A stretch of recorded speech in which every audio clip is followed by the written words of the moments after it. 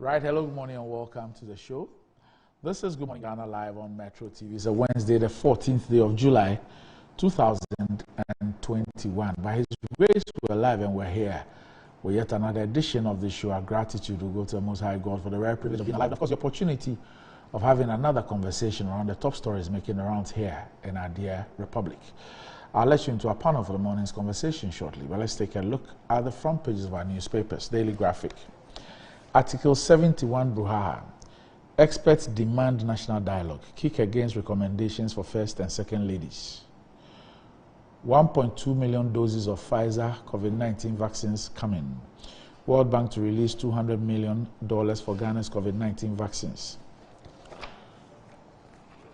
Ghanaian Times. First, second ladies reject salaries. Rebecca Kufuor refunds all allowances. Ejura probe. Witnesses link Baba Idi to Carcass death. 1.2 million COVID-19 vaccines to land next week. Dr. Mponsa Achiano. Ghana World Bank signed $200 million agreement to procure 20 million vaccines and storage facilities. Okay, so what's coming is Pfizer. So the question about those who've taken the first dose of, what do you call it? AstraZeneca.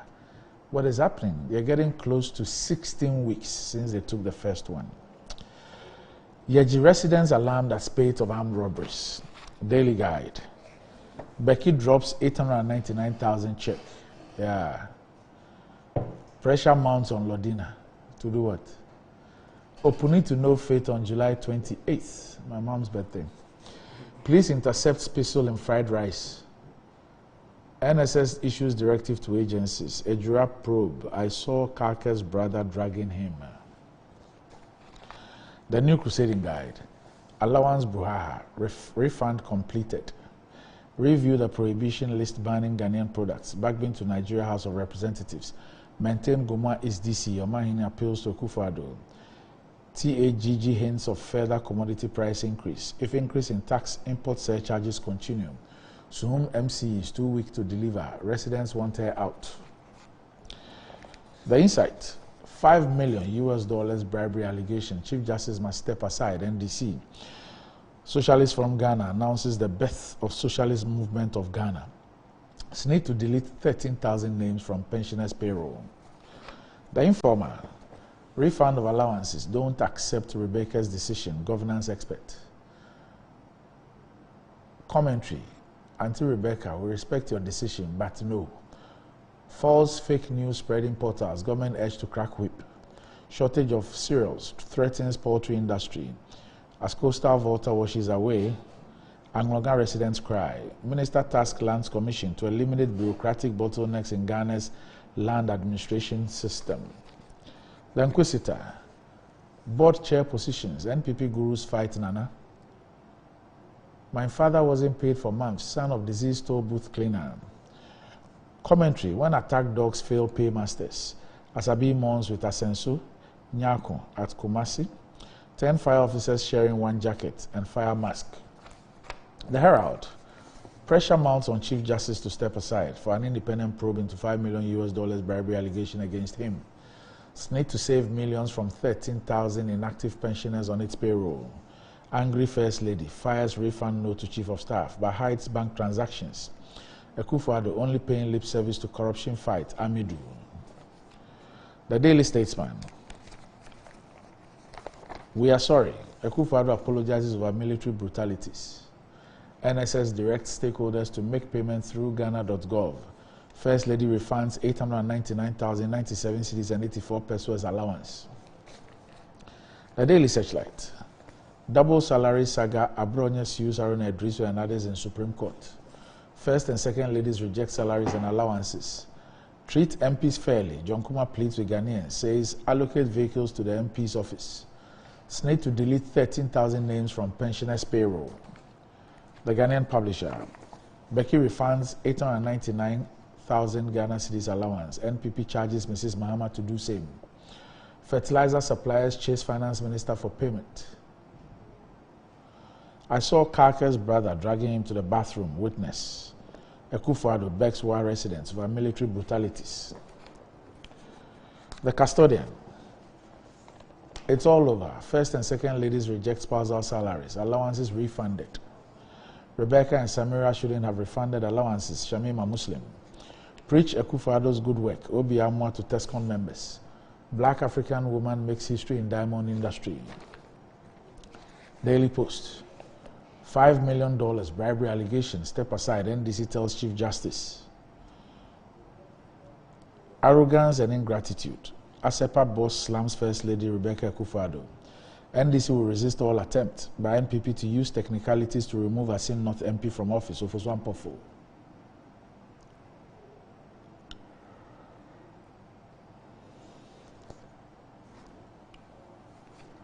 Business and Financial Times. Government handed $200 million loan from World Bank to procure vaccines. Poultry sector on verge of collapse despite PFJ's gains. Inadequate raw materials linger. Sector loses more than $5 million to pandemic. Millions of jobs on the line. Food security under threat. Oforiatta outlines DBG's 4 focus areas. Low 4% public servants pay rise can slow economic recovery. Expert. Insurance, the publicly misunderstood industry. Fisheries observers risk violence on trawlers fishing in Ghana. And that's about it for the front pages. We're back shortly.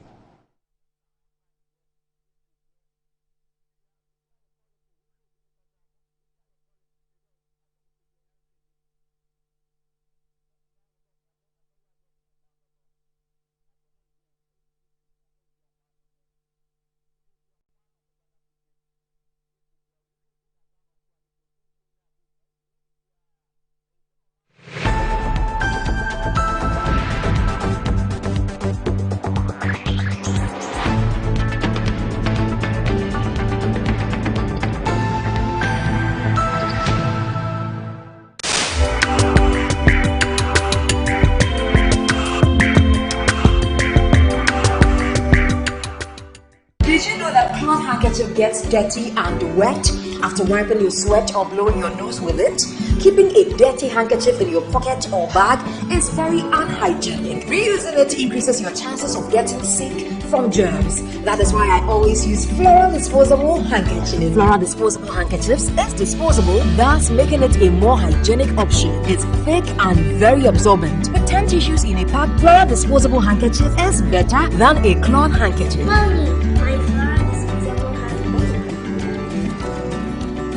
The Flora toilet roll, Flora multi-purpose paper towels, Flora table napkins, and Flora box tissues in a shop near you. For both purchases, call Delta Paper Mail on 0243 033 033. Introducing a deal that's too good to miss. Pay for 1 month of Showmax Pro or Showmax Pro Mobile and get a second month on us. He's the world champion. That's 50% off Olympic Games Tokyo 2020 action and world-class football, as well as first and exclusive local series. It makes sense, right? Movies, kids shows, and more. Sign up now.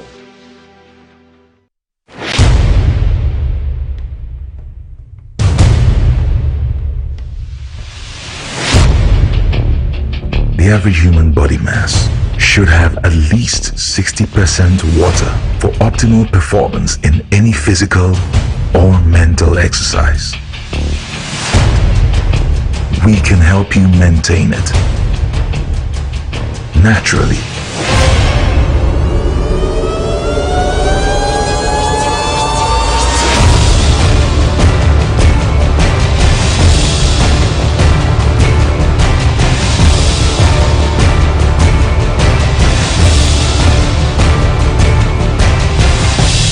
X Natural Mineral Water.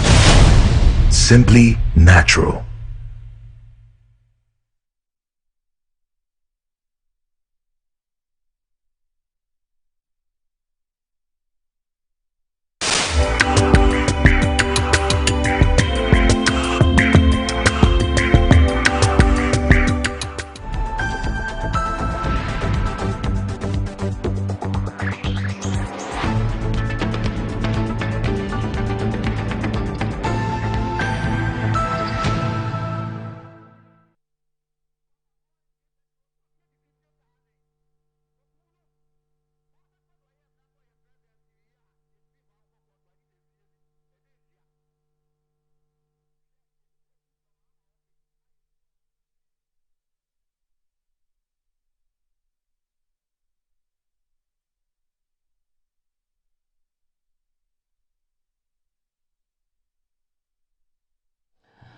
Right, welcome back to the show. If you just joined us, this is Good Morning Ghana live on Metro TV.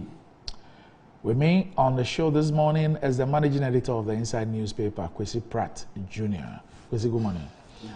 Also with me on the show this morning is the Member of Parliament for the Subin constituency and also a former Deputy Minister of Works and Housing, Eugene Wachi Entry.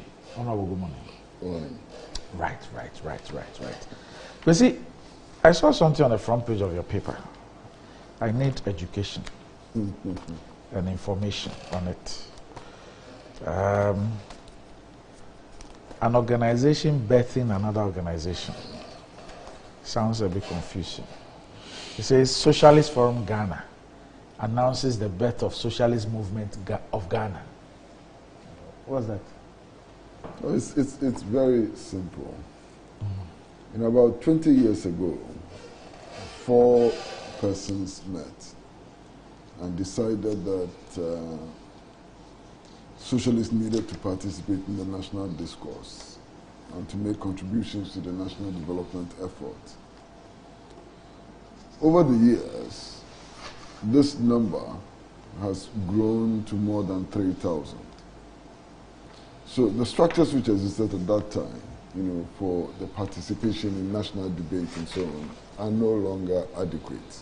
So it's now important to get a structure which would make it possible for persons in Wa, Bolga, Tamale, Sekendi, and so on, who are members of the forum, to participate actively in the decision-making process of the forum. With 3,000 members and more now, it's a little unwieldy to operate as a forum. So the forum now is in transition to a movement. Oh. It's the forum which is in transition to a movement. And that should be consolidated in a national congress, National Delegates Congress, which should be taking place in Winneba from July 30th to August 1st. The delegates are expected to approve the constitution, adopt a program for mobilization, especially of women and youth, discuss the international situation and come up with concrete solutions on the international situation and so on. And also basically approve the structure and then elect officers for the next 4 years. Is the end game to turn it into a political party? No. I cannot say what the future of the movement will be today. Just like 20 years ago, I could not predict that the movement, the forum will be turned into a movement. But the point is to continue the mobilization. The point is to continue the agitation. The point is to continue the public education. For what? To what end? What do you seek to achieve? To change society. To change the world. In to which make way? a contribution to changing society and the world. In which way? Well, clearly capitalism has failed, to facilitate the involvement of the masses in making decisions that affect them. Capitalism has failed to resolve the concrete economic and social problems that confront our people. So the effort is to point to an alternative and to mobilize people around the alternative. The effort is to deliver solidarity to all the national liberation movements all over the world struggling for national independence, like the Polisario, like all the nationalist movements on the Indian Ocean Islands, like the Palestine Liberation Organization and so on, like the liberation movement of West Papua and so on. The point is to contribute to building their momentum. So basically, let's start from home. Yeah. You're not a political party. You seek to demonstrate that there is a credible alternative. And I'm sure when you say alternative, you mean policies and how to do it. Now, how are you? You're not a political party. You'll not be contesting for elections. Political power will be handed to a person or parties that contest elections. How do you seek to influence if you are not going to contest the elections yourself, and therefore your manifesto will not be in contest? How do you seek to provide this alternative? We have already exerted great influence in the politics of Ghana, and the record is there. For example, the debate about the formula for petroleum pricing and so on was started by us, you understand? And since then, it has become an important feature in every political campaign. Yes, we are not a political party, but we've raised issues which have gained center stage in the political debate. And petroleum pricing is one of them. You understand? We've done a lot of work on the Industrial Relations Act. And I think that you're going to be hearing a lot more of that, you know, in the coming years. We hope to make that also a center stage issue in the politics of this country. But you are not a CSO? No, we are not. We are a movement. We are a socialist movement, that's all. We don't take any other titles. It's not necessary. You understand? But you'll be operating within the CSO space? No. We are operating as a socialist movement of Ghana, finish. That space, whatever it is, I don't even want to know. But you see, Randy, over the last 2 years, we've experienced tremendous growth. One of the things that we've done is to set up the Popular Education Institute. Popular Education Institute, which runs courses for trade union activists, for mass movements. In Ghana? In Ghana, yeah. And over this last 2 years, we produced 600 graduates over a period of 2 years. Now, all of these 600 graduates have gone back to the organizations and working within the organizations. You understand? And we'll be amazed to know, for example, that we are working actively with the Nigerian Labour Congress. Really? Yeah, we are training. Popular Education Institute. Popular Education Institute. Is it an institute that is at a particular place that can be identified? Yeah, when we run the courses, you can see the places where we run the courses. Oh, okay. You understand? You know, but there's a Popular Education Institute which we manage. We've also set up the Freedom Center, which I'm sure you're familiar with, and it is a major cultural expression, center for cultural expressions. So you have poets congregating there, you have musicians congregating there, and now we have established a full-fledged band. We are into film. Musical band. Musical band, the Freedom Band is our band, you understand. Beyond that, we've also established a public library. What kind of music do they play? Hip life. Everything, reggae, high life, and so on. And this is a band which has gained international acclaim. This is a band which played in a concert in Caracas and was declared Venezuela was declared the best band, you know. So we are also into these cultural manifestations and so on. And Randy, we are into publishing. Publishing. Serious publishing. We publish at least 12 booklets and books over the last 10 years. I mean, one of the most popular books that we published is How the CIA Overthrew Nkrumah, The Great Deception. We've done, how many editions? We've already done 4 editions. Why are you not focused on bringing the Nkrumahist parties together and have that one big movement? That's a tall order, and I've been involved in that exercise for a very long time. And Randy, you'll be surprised. You can check. Anytime a lot more Nkrumahis come together, they become smaller. You always make that point. Yeah, they unite to become smaller. I think, look, the thing to do is to make sure that progressive ideas, correct ideas about our nation, about our history, about our economy and so on, continue to spread, and to create the groundswell of a future movement which would lead the Nkrumahist revivalist movement, and which would work for the unification of the African continent. That's the future. Okay. Right. And we are proving that over the last 3-4 years. I mean, to grow from a membership of about 100 to 3,000 in 2 years is a phenomenon.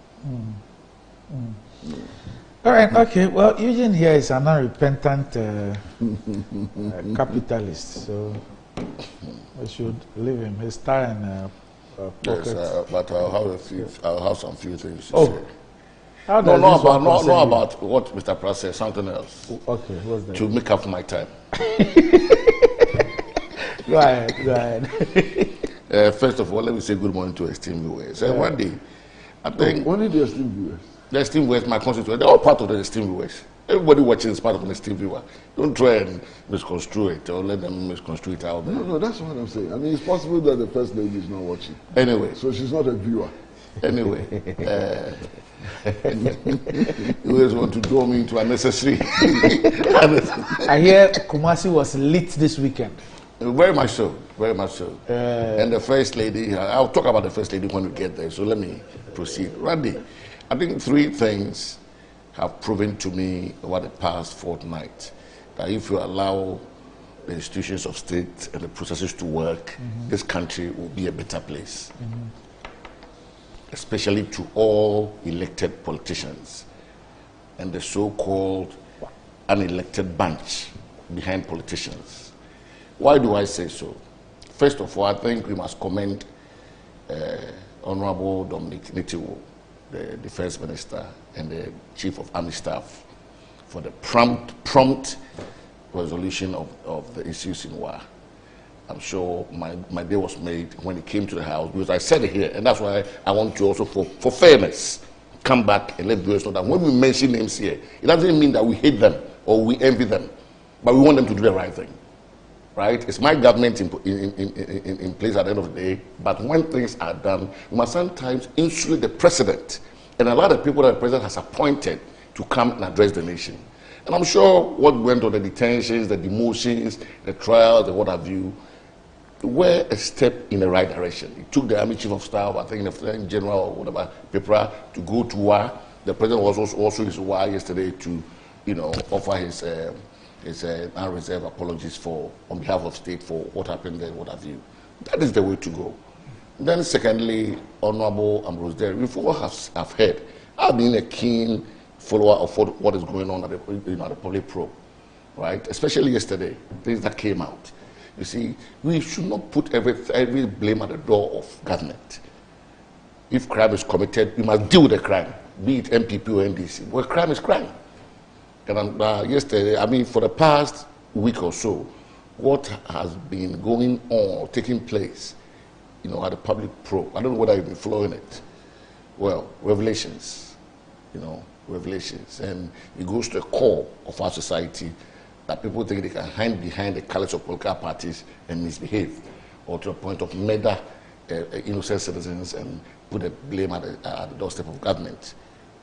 And then thirdly, I made my notes. Thirdly, also for the two, the first and second ladies, for the display of patriotism. We'll get there. Okay. Next time, wait for them to get there before you draw me in. We'll get there. But, you see, let's move on. Hold your fire. Let's move on. So our discussions will end at 9:45, and then there's something new that I'll bring to our viewers. Sure. It's called trending. We're going to look at the big trending stories all over the world. Anyway, so gentlemen, I have this, and I'm sure that you have copies. The multimedia group. Okay. To the Deputy Regional Commander, Ghana Police Service, Ashanti Regional Police Headquarters, Edum Kumasi. Attention, Regional Crime Officer, Ashanti Regional Police Headquarters, Edum Kumasi. DSA, formal complaint against Honorable Kennedy Ohene Ejepong for threat against the life of Erastus Asaridonko, a journalist at Multimedia Group Limited. 1. The attention of Multimedia Group Limited, MGL, and its journalist, Erastus Asaridonko, has been drawn to life-threatening comments that Kennedy Ohene Ejepong, Member of Parliament for the Asin Central Constituency and the Chairman of the Defense and Interior Committee of Parliament, has made about Erastus Asaridonko. Those comments were made on the Attitude program, aired on July 9, 2021 on Net2 TV, the television station owned by Kennedy Ohene Ejepong. And the content of the program was streamed live and widely published on social media platforms. 3.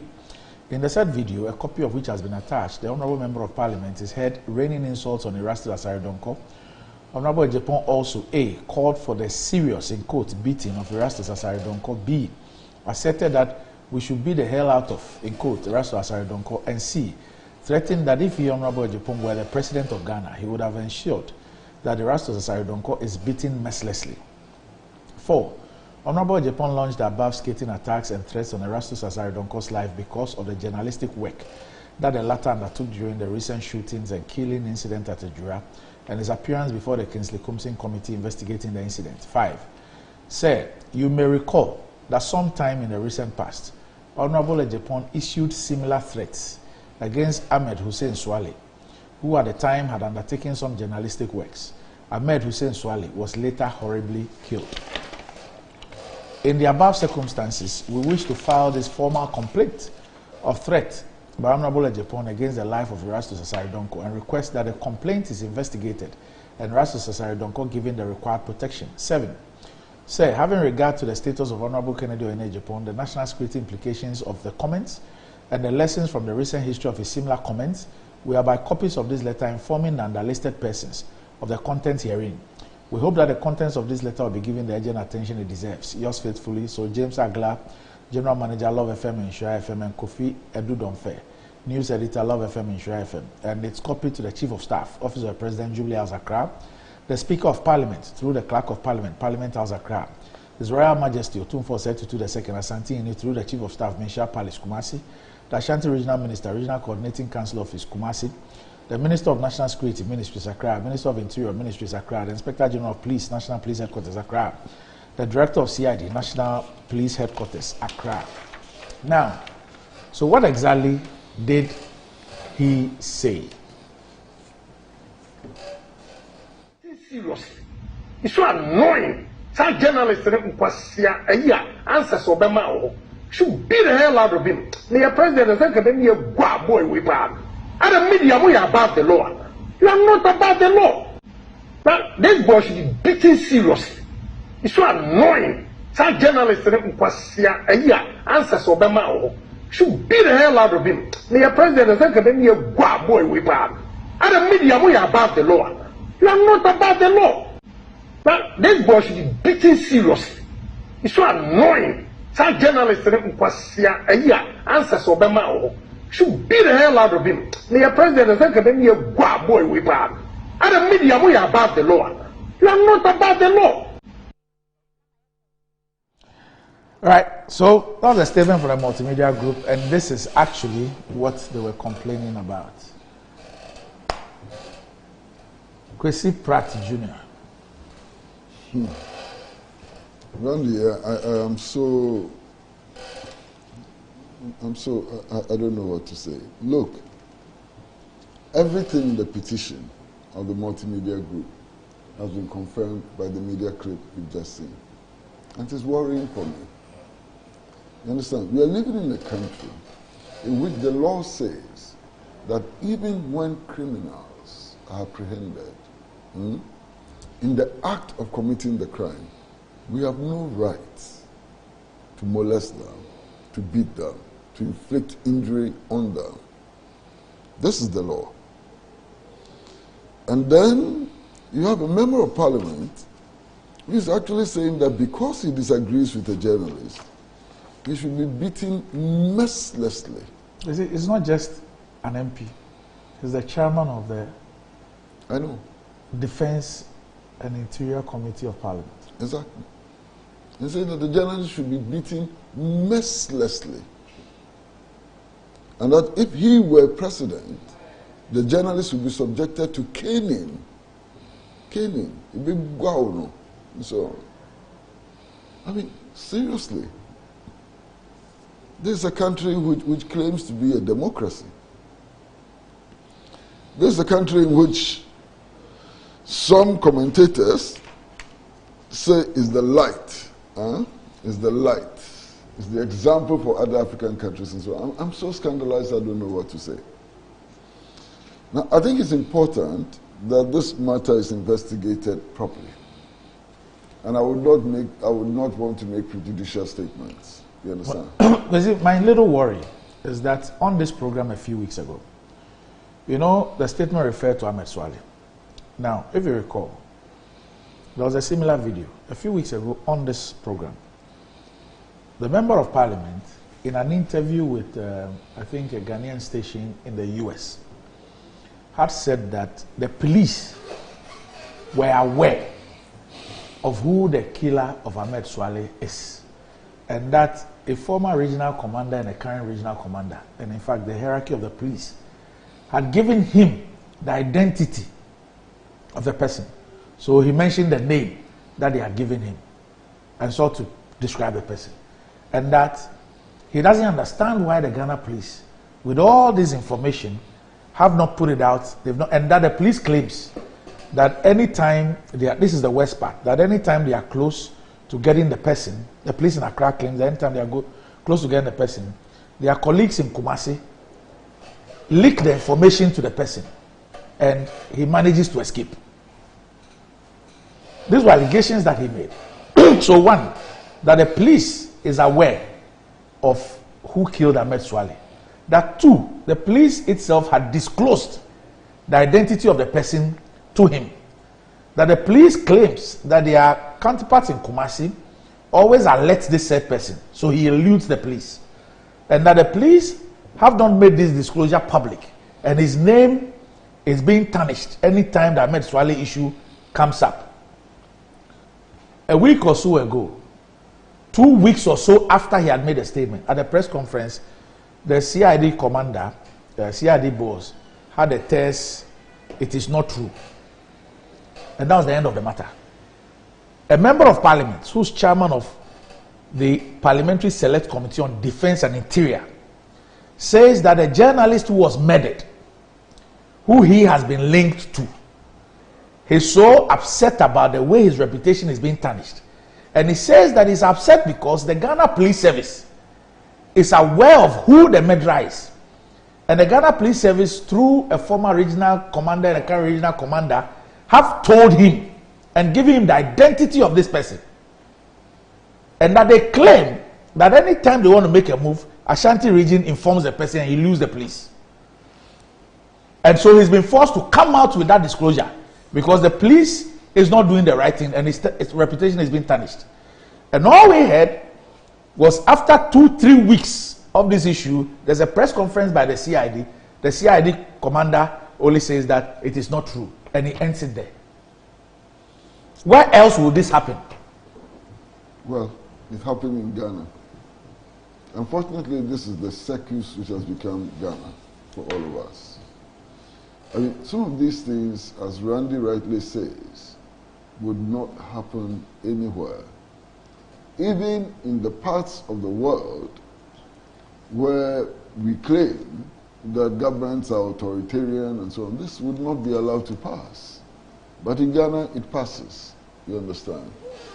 And here's a situation where the police is being accused of actually collaboration and protection of a murderer.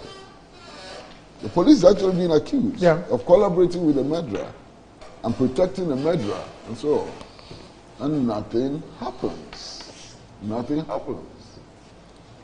This is a country in which a member of parliament can actually sit on television, sit on radio, and instigate people to beat up a journalist. And he says, I'll pay for it. You know, beat him, and I'll pay for it. Now, when somebody says that beat somebody and I'll pay for it, what does that mean? Is it to pay for the fine?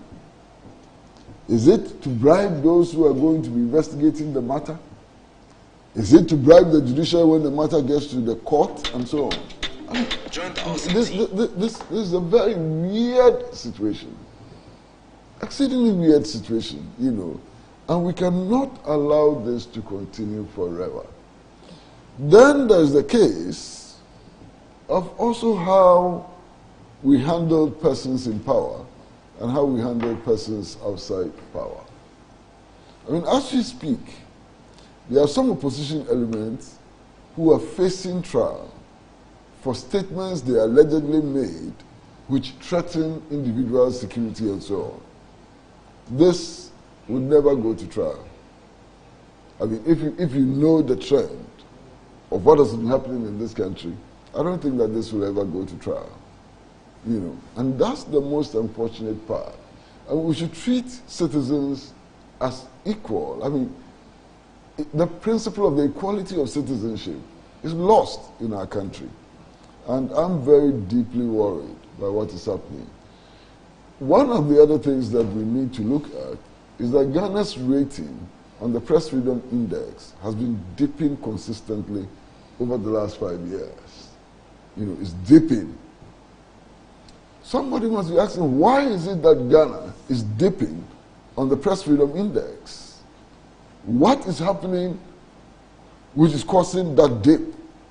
And I'm quite sure that such statements and the lack of action, you know, and so on, have contributed to this dip. Now, I know that there are many, many people in the New Patriotic Party and in government who have some at least basic commitment to the freedom of expression and so on. Now, where are those voices when these things happen? Because these things invariably tarnishes all of them together. You understand? If we live in a country where these things happen and nothing happens, it affects the president, it affects his image, it's a dent on his commitment to free expression. So I just found this. It was actually, say, Kennedy Agyapong exposes police cover-up of Swale's assassination. And the interview was granted at Dinkra TV. And it says that Kennedy Agyapong, the MPP member of Parliament for Asin Central, has named who he claims was responsible for the assassination of undercover journalist Ahmed Hussein Swale, and that the police high command had known this for over 1 year now. In a recent interview on Dinkra TV that has since gone viral, Mr. Agyapong names the person as Ansuji Abuo, a Kumasi-based man. Quote, he's in Kumasi, his name is Ansuji Abuo, he told Dinkra TV. According to him, he has known this information for over a year, and that he got it from the police, who have since confirmed it was a forensic audit and other investigations in the US. He said a police commander whom he refused to name first told him that on a British Airways flight, when he retired his successor also confirmed it. Kennedy Agyapong admits that he has been forced to reveal the identity of the killer because he's been fingered for hiring assassins to eliminate Swale, following the spirited bounty he placed on Swale's head after Swale had revealed a potential 5 million bribery to President Kufuor and Vice President Bawumia in an undercover investigation titled number 12. He recounts how he was declared persona non grata in the United States shortly after the murder. Quote, when I reached Houston in 2019 November, I was stopped that I murdered Ahmed Swale, but today you have the report.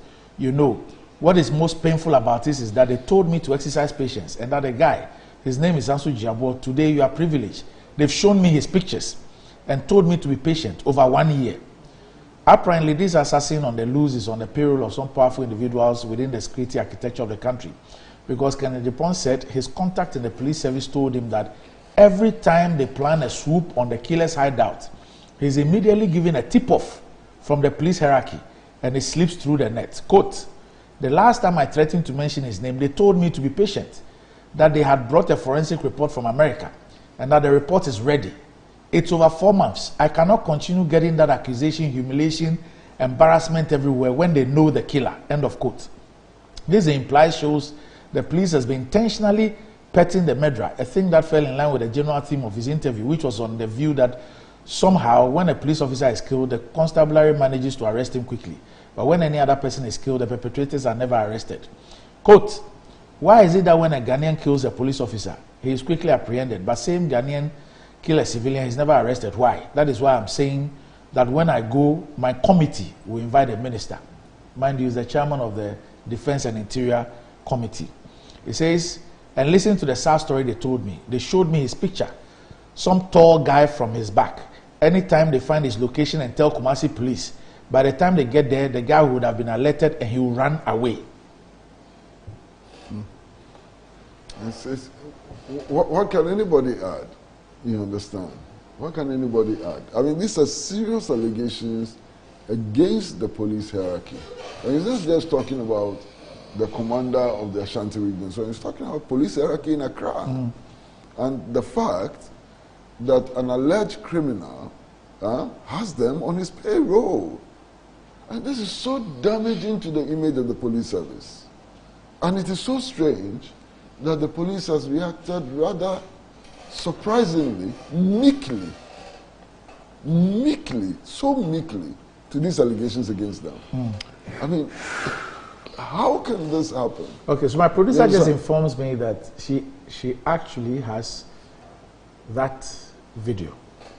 But I'm also actually going to add that the person he names as the alleged murderer actually has denied that publicly in Kumasi. Well, I intentionally didn't say that because I'm told that there could be 1,000 Ansuji Abos. So, okay. So let's watch it. Let's actually watch what was said. And this was it. I'm a Swally. When I condemn Anas, Omwa Kazakwe Omudi, Onipana Okunu no Ashanti region. Police for Nakasa na brief me. So honorable, we know what the way is exonerated now. Meaning why this thing happened to stay away a day. But me say, how do I stay away when Anas Kromfo within Nisa mention my name? Up to a extent, a congressman report to me. Yes. I'm me do Houston in 2019 November. Almost stop me. Say me na makukum I'm a swallow. That's the report.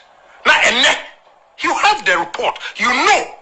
Now near ya woman say. Omo kachira me say. Mimi nya butre. Na akwano your friend Ansuji Abo and mu a privilege.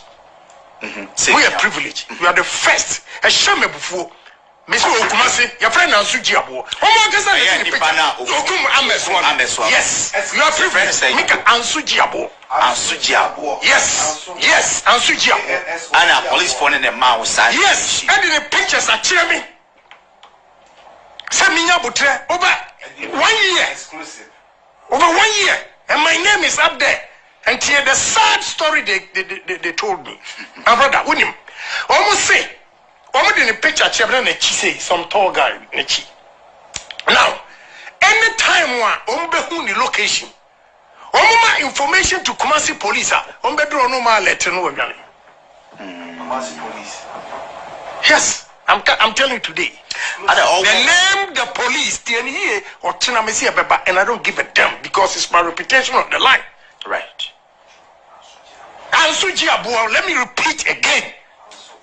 Ansuji Abuo. Honorable, was he a catcher already? How long? Me say over a year. The first commander, I will catch him. Meninity British Airways and will catch him. The new guy who took over and so has confirmed. The last year I threatened to mention that there was a Minya Butre no day.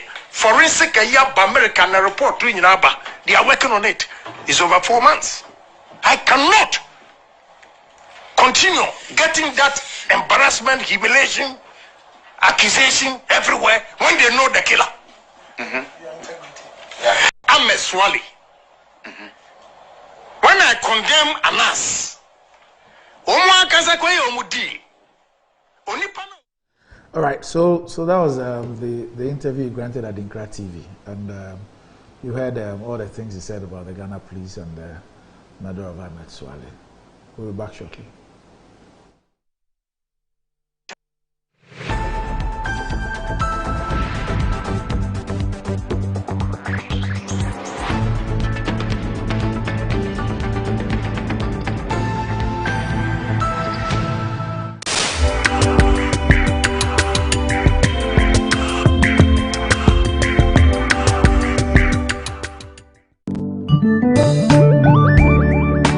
In Ghana and in Africa, there is only one place to look to get that luxurious design and decor for your offices and homes. Visit Jamila Home. We give you the climax of luxury wherever you find yourself. Presidential and executive office furniture, living room sets, dining set, stunning mirrors, adorable wallpapers, lovely king and queen size beds, valuable antiques and antique goods, beautiful chandeliers and more. Into the bargain, we provide caring customer service, prompt delivery service, skilled and artistic full house design and decor services, and free decor ideas for your space. Our products and service is unparalleled, boasting of top-tier clients all over the globe. Jamila Home, home of first-class quality furniture, beautiful chandeliers, and antiques. Bringing you Africa's creme de la creme's classiest hangouts, award shows, end-of-year parties, wedding, graduations, birthdays, fashion or corporate events. Metro Social has got you covered. We present Pizzazz with Je ne sais quoi. Give us a call and we will be there. Whilst at that, join us on Metro Social every Friday at 9:30 p.m. and a repeat on Saturdays and Sundays at 8:30 p.m. on Metro TV.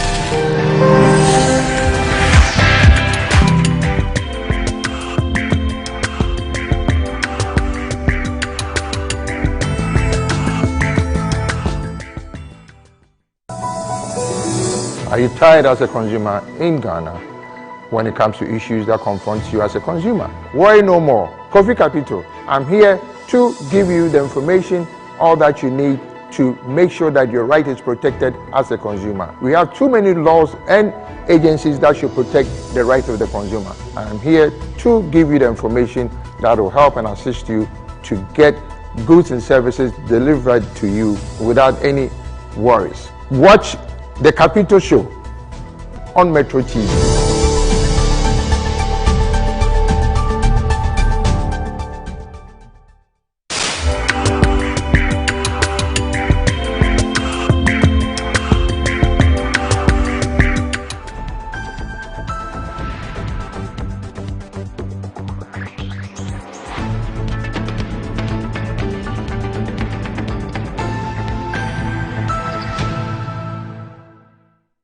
Right, welcome back to the show. If you just joined us, this is Good Morning Ghana live on Metro TV. Shows brought to you in kind partnership with X Natural Mineral Water. Still with me on the show, I have Kwesi Pratt Jr. and Eugene Boachi Entry. Eugene. Yes, Randy, without prejudice, I would say that because a formal complaint has been lodged with the appropriate authorities, I want us to, or I will hold my horses till a formal report comes out. But in the submission or presentation for Honorable Kennedy Ohene Japan, he said that nobody is above the law. So yes, we all expect that the law will take its full course and, you know, get to the bottom of this matter. Mm-hmm. Secondly, in the second video, he made pronouncements that reflect the sad indictment of our police service as an institution.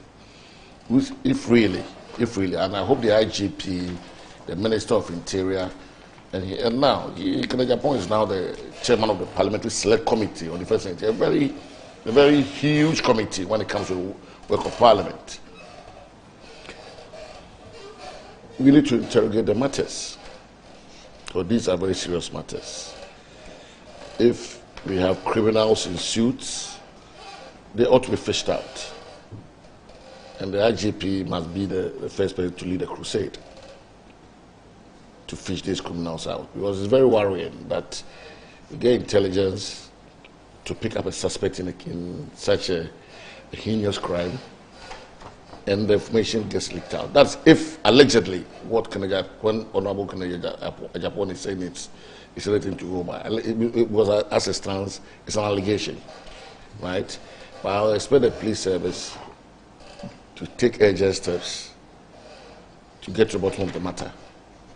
Whoever is a mole within the police service in Ashanti region leaking information, yes, to this Al-Suji Abo. And Randy is right, Al-Suji Abo is not a name.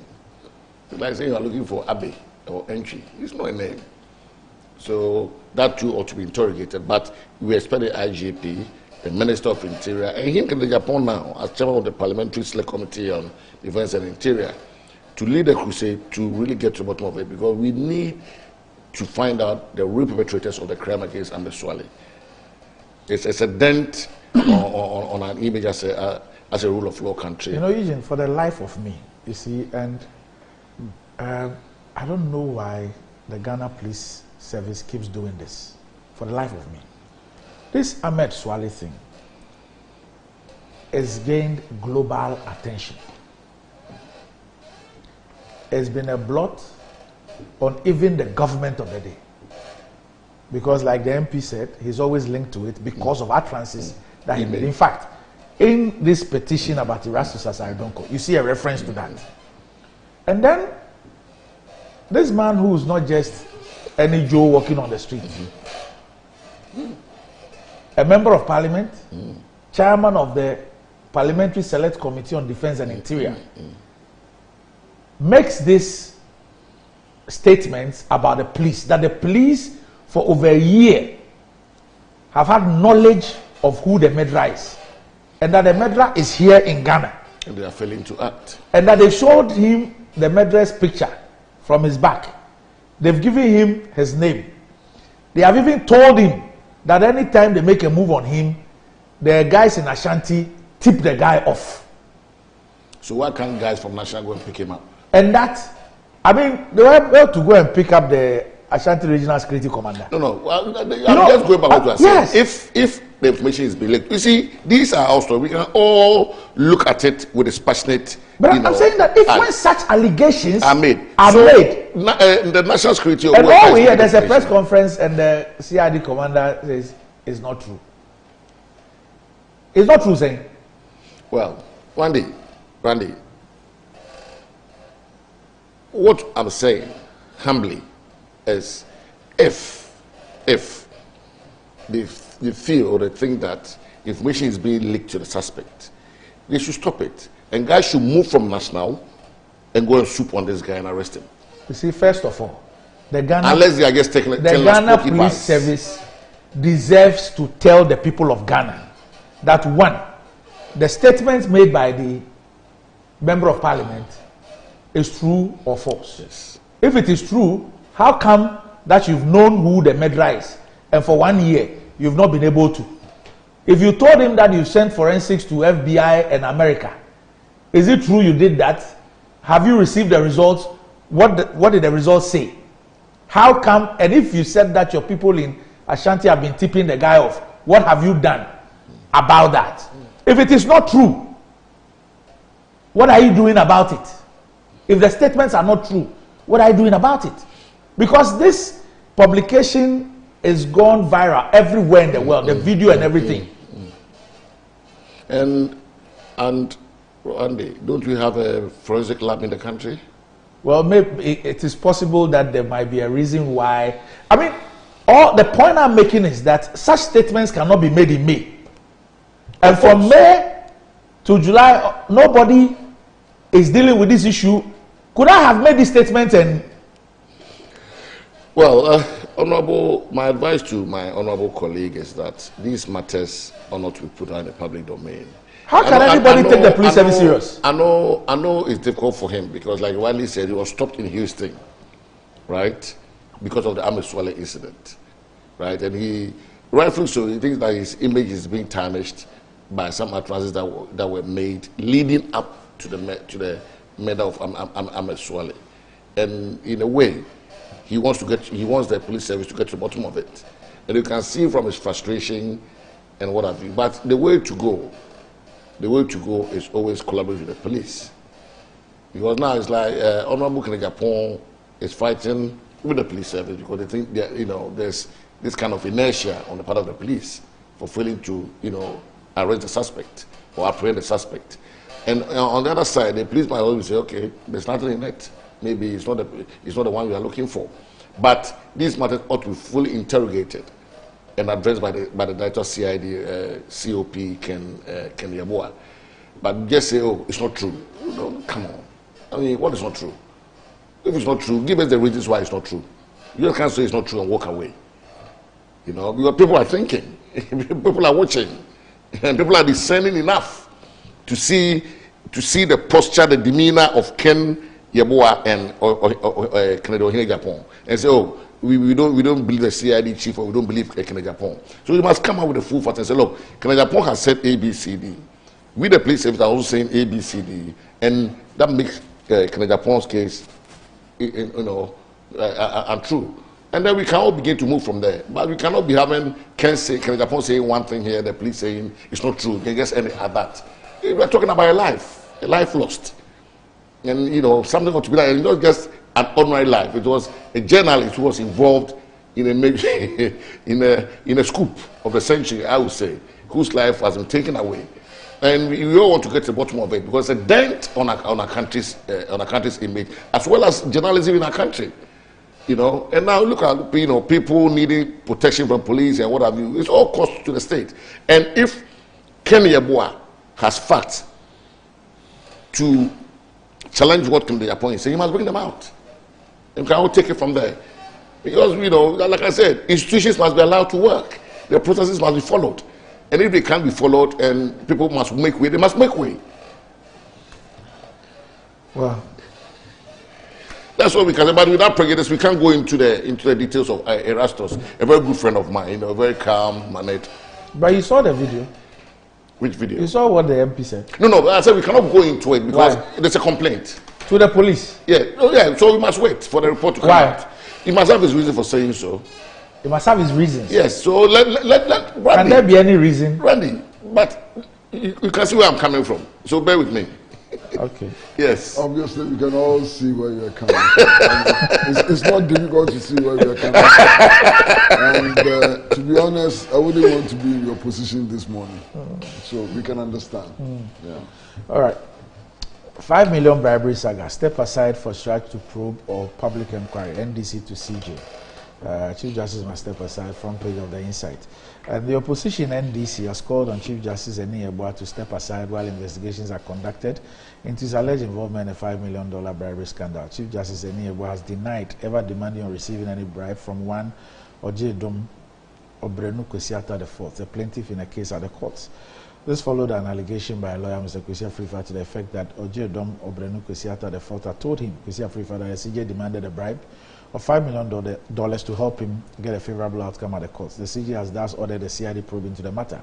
But reacting to the development, the NDC said it believes that an investigation by the police CID will be woefully inadequate to assure the Ghanaian public that a thorough inquiry has been conducted into the matter. Quote, we have a considered view that the recent history of the police CID with respect to investigations into allegations against high-ranking officials of the Akufo-Addo Bawumia government will not afford the sort of confidence that must be engendered in an investigation such as this, considering the elevated position of the person against whom these allegations have been made. Quote, we recall how corruption cases like the Australia visa fraud scandal, the Galamsey fraud scandal, the 500 missing excavators scandal, just to mention a few, ended in clear cover-ups when handled by the police CID.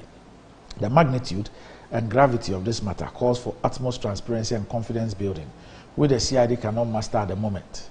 And the General Secretary of the NDC, Mr. Johnson Asiedu Nketia, said at the press conference, he noted that it will ordinarily fall within the ambit of a judicial service to take steps to unravel the truth about this matter and take disciplinary action if proven to be true. But the CJ is the head of the judiciary, and he therefore cannot be a judge in his own case. The party has suggested that the Commission on Human Rights and Administrative Justice, SRAJ, which has an enviable reputation of looking into similar cases of alleged corruption against highly placed state and government officials, will be better placed to conduct such a serious inquiry. The NDC further stated that it also disagrees with the referral of these allegations to the General Legal Council's disciplinary committee by the Chief Justice, for the sole reason that it's an offshoot of a body chaired by the person at the center of these allegations, the Chief Justice. The likelihood of an impartial and balanced investigation by them into this matter will be quite minimal, so long as the Chief Justice remains at post. We therefore believe that the General Legal Council should stay its hands off this matter pending the final determination of the issue by independent state organizations cloaked with the requisite authority to do so. Best practice will require that the Chief Justice steps aside temporarily until the matters are looked into and a clear outcome emerges, and we believe this instance calls for such an action. Step aside from the inquiry or the investigation, or step aside as a Chief Justice? As CJ. Oh, that's taking it too far. I think, well, I know the two men fairly, I would say well, but I would say fairly well. You know Ojedom? No. The Kwesi Afrifa, okay. The CJ. And the CJ, as you rightly say, is the head of our judiciary. From the bit I've come to know about Chief Justice Kwesi Yeboah, I think he's a very principled man. And having to recuse himself from a matter that has his name emet shouldn't be a problem. And I think any decent person would do that, wouldn't have any problem, because his name has been dropped, and the best way for the General Legal Council, yes, General Legal Council to work is for him to recuse. I don't think you have any difficulty with that. First of all, the CJ is the chair of the General Legal Council, but he is not the chair nor a member of the disciplinary committee. No, but still, he has to recuse himself, because one or the other, they may have to work together, the two bodies. You see, so you may have to. I don't think that should be a problem from the Kwesi Eni that I've come to know. I don't think that will be a problem. And secondly, I think Kwesi Afrifa too has raised some very serious matters, that go to the very heart of our judiciary. And in the wake of the announced incident and matters arising, that judges were bribed with yams, sheep, goat. I don't see them as bribe, but I see them as showing appreciation. But whatever it was that erupted at the time, I think that this matter ought to be investigated, right? Maybe Kwesi Afrifa has a caterpillar punch that he has in his pocket that we all don't know of. Otherwise, he's in serious trouble. We shouldn't care about these things. True. And we don't want this matter turning into a political football. You see, please, we are all politicians in this country. If this country must grow and develop, we should not turn everything to politics, because you are bringing the integrity, the administration of justice delivery in our country into disrepute by drawing the Chief Justice, right? And if my big brother, Kwesi Afrifa, doesn't have the caterpillar punch that we all think that he has, then I'm sure he's in for big trouble. Well, but if he does, then we are all waiting to hear. He obviously is not just a lawyer, but is a lawyer who's practiced for 25 years or so. It doesn't matter. Yes. People make mistakes. No, I'm just trying to make a point that when he's been dragged before the General Legal Council by a client or a former client, and he's filing a response, he first of all knows where he's filing the response to. He must also know the implications of what is put together. The reason why I'm saying all this is the pressure by the largest pushing party in our country. Yeah. You see, we are because not taking the matter stance. is in the public domain. Yeah. You see, I have a father who was a member of the bar and the bench, so I know this, and I know Afrifa very well, fairly well. I've dealt with him as a lawyer, so yes. And he better has a caterpillar punch. Otherwise, you know the implications. Because the Chief Justice is the number one judge in the country. You understand?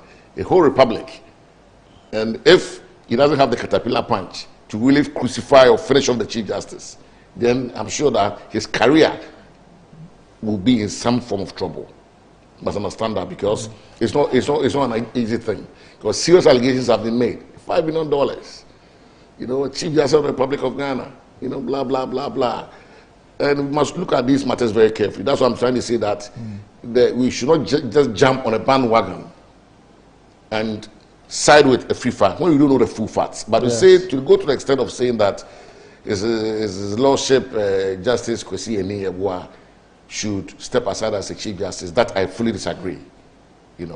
But to recuse himself as a member or as a chairman of the General Legal Council, that I agree. For us to get to the bottom of the matter. And I don't think the Kwesi that I've come to know will have any issues with stepping aside. What is his interest? Because before the inquiry starts or the investigation starts, he has even ordered the CID boss to investigate. That means that he knows he has nothing to hide. But maybe, lawyers, maybe Kwesi Afrifa too has a caterpillar punch in his pocket, waiting to unleash it. Right? So we must all, be careful, hasten slowly. In fact, his response to the General Legal Council suggests that he's relishing the opportunity. Fair enough. Whether he was bragging, or I like said, he said, he has a caterpillar punch. When you are dealing with lawyers, you can't brag. You have to go and sit in the courtroom, Randy. You can brag outside, but when you are in the courtroom and you are a doc, you cannot brag. Because they deal with facts. You see, so he knows, as a seasoned lawyer of 25 years standing, Kwesi Afrifa knows he cannot go and brag to tarnish the image or allegedly tarnish the image of Chief Justice. You cannot go and brag, because you're going to meet senior lawyers there too. So that's why I'm saying that I'm very careful, and I hope that Kwesi Afrifa has a caterpillar punch in his pocket. Otherwise, his career will come in for serious trouble. Serious trouble. That's what I can say on the matter.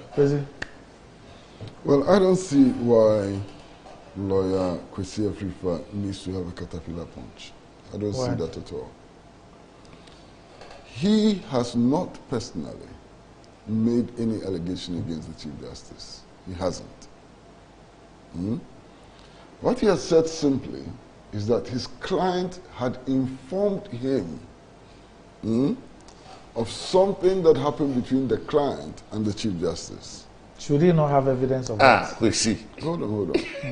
So what he has to have evidence of is the client telling him. Is the client telling him. Right, you're right. That's all. You're right. He doesn't have to prove that the Chief Justice collected a bribe or intended to collect. He says, I was told. I was told. So he must prove the being told. Exactly, that's all. But Randy, are you done?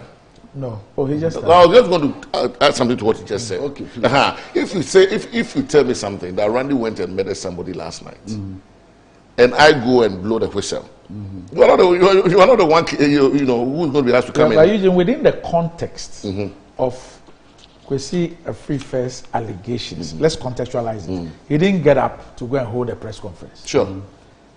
A client or a former client has reported him to the General Legal Counsel. He's been served. By the rules, he has to respond. In responding, he says that what the person is saying is not true. When it comes to the issue of gymnastics and ways and means, he rather told me this, and that he needed that money from me to do that. So it's not as if he's gone out of his way. You get the point I'm making. Let's wait and see. Yeah, sorry, go on. Sorry, thank you. So no problem. I mean, he doesn't have to have a killer punch or anything. All he has to do is to show that he was told by his client that the allegation against the Chief Justice is true. In all of this, the person that I sympathize with greatly is the Chief Justice. You understand? Why? Just look at what he's going through. Look at what he's going through, and so on.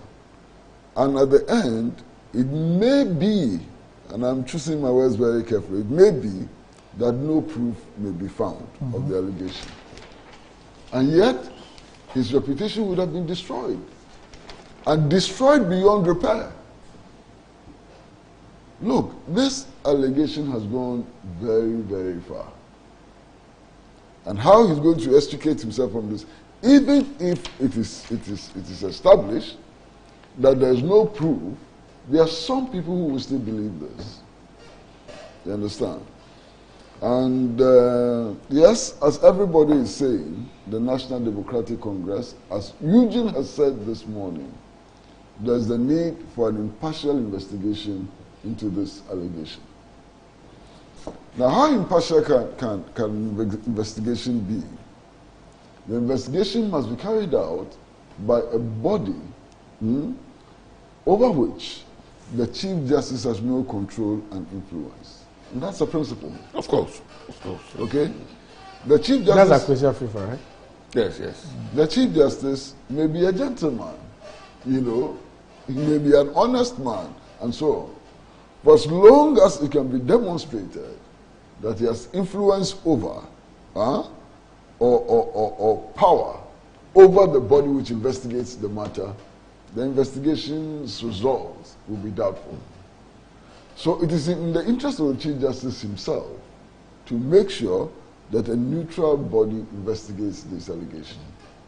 Which I fully share. Exactly, and you said so, and I respect that.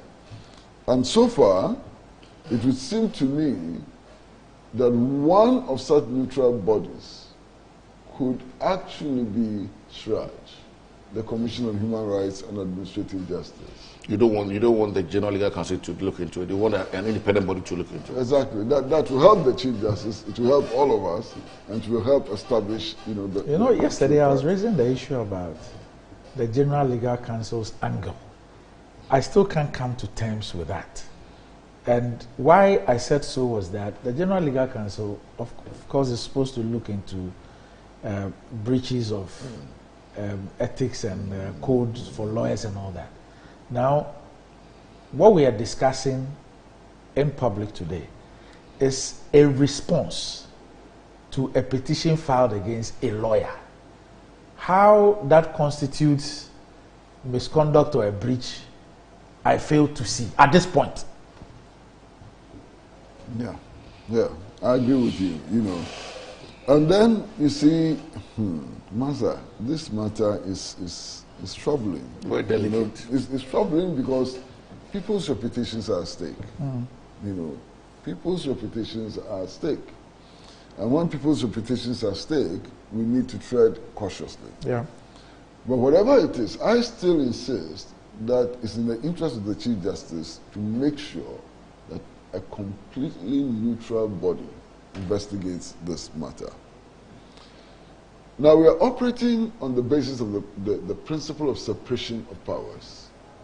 Otherwise, I don't know, otherwise I would have strongly advocated that you have a bipartisan parliamentary committee look into it. But I'm not sure how that would undermine, you know, the principle of separation of powers. I think if use the words of if there's misconduct or indiscipline on the part of a lawyer, then it goes to the general legal counsel. No, this is not just on the so I'm sure after that, if they want a parliamentary inquiry too, then I'm sure Parliament can come in. No, because the matter has gone beyond a case of the indiscipline of a particular lawyer. Would you consider the police as part of the executive? The police now? Yeah. Yes. Yeah. So to the extent that the Chief Justice has invited the police himself, I mean, a case could be made for a parliamentary inquiry. You're right. I won't contest that. You're right. And I was actually wondering why the Chief Justice decided to report to the police.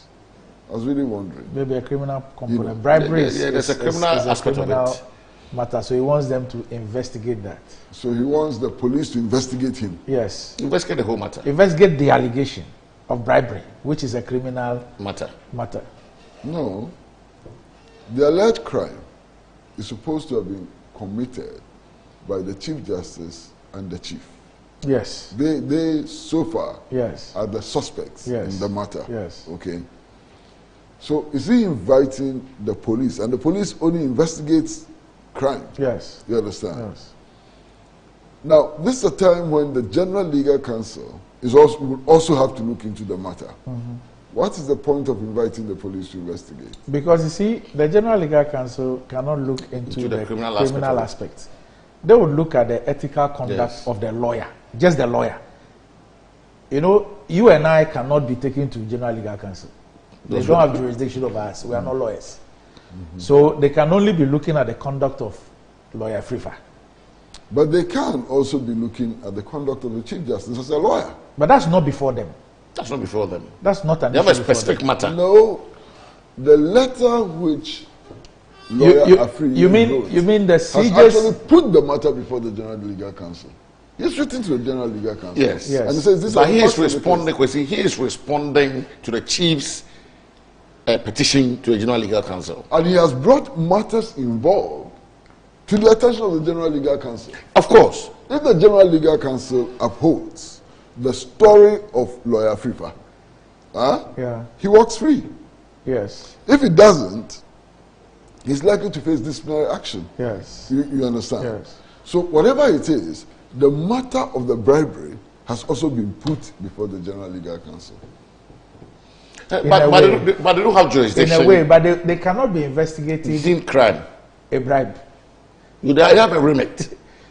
Why? If there's a lawyer who has collected a bribe, it will be in violation of his oath. Yes. And so the General Legal Counsel has the locus to investigate that. Yes, and to make a determination that the Chief Justice, to the extent that is a lawyer first before a Chief Justice, is bound by his oath as a lawyer and so on. When he breaches that, I would suppose that the General Legal Counsel must have license the authority. could be withdrawn. Yeah, and if his license is withdrawn, can he continue to be Chief Justice? No. So on. These are all matters that have been brought up. I'm sure step one, step two, we can deal with. But in all of this, I would urge all of us to be very cautious, and we should all aim not just at the propaganda effect of what we say or do. We should all aim at establishing the true facts. You understand? I fully agree with you. Because, look, these allegations can be made against anybody and everybody. And in our lives, we've all had examples of allegations being made and so on. Now, I'll tell you my own example. I'm sitting in my office. A well-dressed woman of about 50, 60 years walks into the office and says that the husband died and left all the properties to me, and I have taken the properties and I'm not looking after her children. You? Me. She came to you? Came to my office. His office. I don't know this woman. I don't know her husband. Well-dressed woman speaking. Or maybe she has mental health issues. Exactly. Okay. And then from there, she now starts moving from media house to media house to minister, from minister to minister, and so on. Eventually, it was determined that some of the bolts were not holding properly in her head. You understand? Yes. And some of the bolts were not, they were not tight well in her head, and so on. Or loose. So all of these allegations can be made, you know. Randy, I've had another example of somebody actually walking into my office and asking me to help him to retrieve 30% of all the loans we have contracted from the World Bank, because he was the person who arranged it and was entitled to 30% of all the loans we have received. You know, we don't take mental health seriously in this country. Yeah, that's true. So, look, when allegations are made against people, we ought to give them the benefit of the doubt. Yeah. One. Yeah. We ought to insist on processes which would establish the true facts. And we ought to be mindful of the fact that reputation once damaged or lost is difficult to regain or repair. This should be the principles which should guide us. What do you make of the call for the CJ to step aside? It would seem like a legitimate call, because as Chief Justice, he also has some influence over the General Legal Council. How will his... He's a member. How will his temporal stepping aside lead to a lack of ability to influence, if that's the fear? If you accept the principle that when allegations are made against persons in authority and so on, they need to remove themselves from the instruments of investigation. It should apply to everybody. It doesn't matter whether they are Chief Justice or they are Inspector Generals of Police or they are ordinary members of Parliament or they are journalists. But see, what do it's you a say principle which should apply to everybody. everybody. What do you say to those who say that it's not a principle that should be applied lightly and loosely? Because if we were to set that kind of precedent, what we mean is that every 1 hour, somebody can just get up and make an allegation, and on the basis of that, we expect people to step aside, no matter how frivolous those allegations are. And so we cannot just say that the fact that an allegation is made against you, you should just step aside. Otherwise, every hour, somebody will just get up, make an allegation. We expect people to. But what is wrong with every hour somebody stepping aside for investigations to be conducted? If indeed every hour allegations are going to be made, that could be chaotic. How chaotic? So anybody just gets up, like the examples you gave. I beg you. Yes. The Supreme Court is composed by a certain number of judges. Yes. If the Chief Justice were to go on leave for 1 month, for 2 months, for 3 months, which indeed happens, what will happen? This country would not collapse because the Chief Justice is on leave. What harm would that occasion? Indeed, that would do a lot of good to the judiciary itself as an institution, and do a lot of good to the Chief Justice himself, and to the General Legal Council and to everybody. No matter how frivolous the allegation could be? Randy, is this a frivolous allegation? I don't know. I don't know. I'm just saying that if we say the principle is that once an allegation is made against you... I'm wondering when we can make a determination that an allegation is frivolous or not. I'm just wondering. I don't know. Because you realize that even because this stance that an allegation will be frivolous may be thrown in also casually and carelessly. True. Because at what point does an allegation become frivolous? At the end of it. I don't know. You know, that's how come. Sometimes, if you look at the removal, apparently frivolous allegations turn out to be quite substantive. You see, you see that it will be a reason why, when it comes to perhaps investigating constitutional office holders and all that, if you look at the process, there's always the step of determining a prima facie. And it is when that determination is made that then things trigger. You know, that begins to trigger things. So I'm trying to relate that to the issue of stepping aside just on the basis of an allegation. You see, Randy, we must establish clearly what happens when these things occur. And I'd like to go back to the case of Madam Charlotte Osei, yes, the chairperson of the Electoral Commission. When the petition went to the head of state, we were told that in those circumstances, the head of state cannot determine whether or not the petition is frivolous or not. And when he receives it, he must automatically pass it on to the next level. That's what we were told. That's the dictates of the Constitution. That's the process. Fantastic. I do know that there has been a similar petition against the current chairperson of the Electoral Commission. Why haven't we gone to the next level? That the president is simply a conveyor belt. Yes. Why has the president not acted as a conveyor belt now? In respect of the current chair of the Electoral Commission. I'm not saying that the allegations against her are true. Yeah. I'm not saying that she has committed any crime. The point you're making I'm not saying that she's done anything wrong. She may be an innocent woman doing her legitimate work and working properly. But if we say that the principle is that the president is merely a conveyor belt and that the moment he receives a petition, he's bound to pass it on to the next level for a process to begin, what about this case? The belt cannot be said to be torn. How can it be torn? Absolutely, but then do we know that? So this is why it is important for us as a nation to clearly establish principles and processes for dealing with cases when they occur.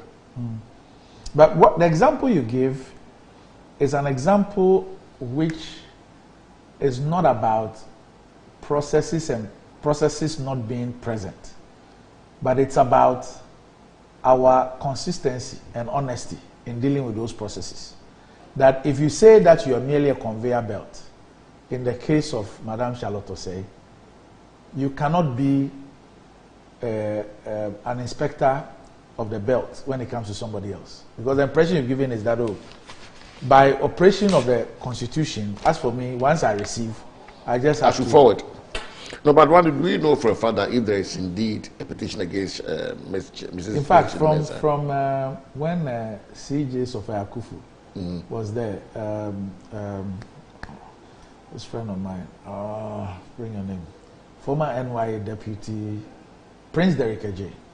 You know, he kept every day, he would send a message about a petition that they had made against then CJ Sophia Akufu, which has not triggered. I mean, the conveyor belt had not passed it on. You know, I don't know if at that point there was doomsday and the belt had stopped moving and all that. But it's that kind of coincidence. It's sometimes some of these things that make people then read meanings and feeds into perceptions that people have. If it's a conveyor belt, it must just be conveying.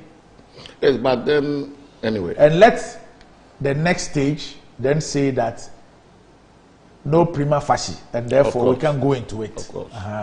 But a conveyor belt cannot decide to move and stop depending on the color of the petition. Anyway, front page Daily Graphic, another running story. Article 71 brouhaha. Experts demand national dialogue. Kick against recommendations for first and second ladies. And a story by Donald Ato Dapateme, Emmanuel Boni and Edward Aqua reads, 5 governance experts and 2 gender activists have called for a national dialogue on the emoluments of Article 71 office holders as well as ex gratia payment to parliamentarians.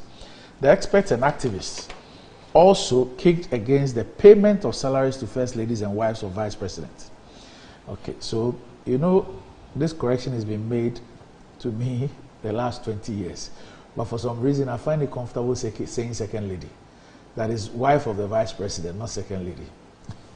You know, they argued that the provision was contentious as it brought about the disparities in salaries of the entire public sector workers, adding that the current state of the economy, especially with the impact of the COVID-19 pandemic on the economy, did not warrant that expenditure. For a start, the experts and activists called for a review of the total emolument structure of the public service. The governance experts and gender advocates spoke to the Daily Graphic yesterday in separate interviews on the emoluments of Article 71 office holders and their extension to the first and the wives of vice presidents after the Professor Yaa Ntiamoa Bedu Committee's recommendation and subsequent approval by Parliament last year. The governance experts are Professor Joseph Achu Ayi of the Department of Political Science of the University of Ghana, a senior lecturer of the Department of History and Political Studies, Kwame Nkrumah University of Science and Technology, Dr. Kwesi Amachi Boating, a former governance advisor to the United Nations, Professor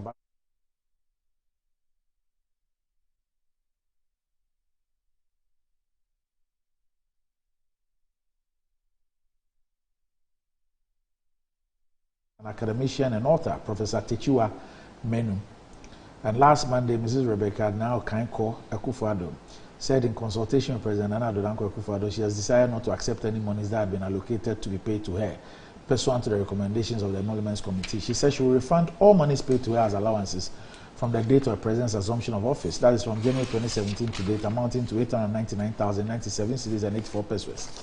The wife of the Vice President, Mrs. Samira Bawumia, in a similar fashion, has also rejected and indicated she will refund the salaries. In a statement issued by her office, Mrs. Akufo-Addo said she was doing this as a purely personal decision without prejudice to the rights of others and not to undermine the propriety of the process undertaken by Parliament.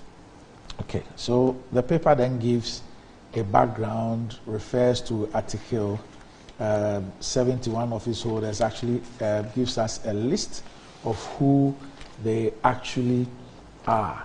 But commenting on the ensuing controversy, Professor Ayi said the national conversation should be done through a holistic and comprehensive approach to look at a single spine salary structure that did not take care of public office holders because of Article 71. He noted that Professor Ntiamoa Bedu Committee could not be blamed regarding payment of allowances to the first and second ladies because he only made recommendations which were approved by Parliament. So the executive was just implementing what was approved by Parliament in the report. And he cited former President Mahama at a Trade Union Congress quadrennial conference in Takoradi calling on the TUC to help the government address the issue of Article 71, meaning governments and presidents had realized that Article 71 was problematic. But because the executive, legislature, and judiciaries, among others, were benefiting from it, whenever they came to power, they did not touch it. It says, as a country, we need to have a national conversation on Article 71, which is an entrenched provision, and it must be led by the executive. Maybe civil society groups can also take it up, because it is a contentious issue. It has got distortions, salary distortions, and disparities. That's some people every 4 years, they take as gratia. Some retire on their salaries, while others have worked for 40 years and do not retire on their salaries. And Dr. Amachi said, although Article 108 made room for the expansion of Article 71 of his orders, it must be done consciously on its own merits, adding that the current arrangement was done by a committee set to decide how much money should go to who. They, first and second ladies, are not beneficiaries of Article 71 of his holders. So that is a procedural challenge. And expanding holders of Article 71 becomes another issue. It says marriage is a social institution. Article 71 office holders are in offices of political institutions. So we cannot easily, working through the work of any committee, transform a social institution into a political institution. Political institutions are established by the Constitution, not by any person. So you can't, through the action of a president, transform a social institution into a political institution. It says an amendment would have to be done if the first and second ladies will be part of it. And he said the rejection of the money by the first and second ladies had come very late and will not achieve the intended purpose since it was a moral issue.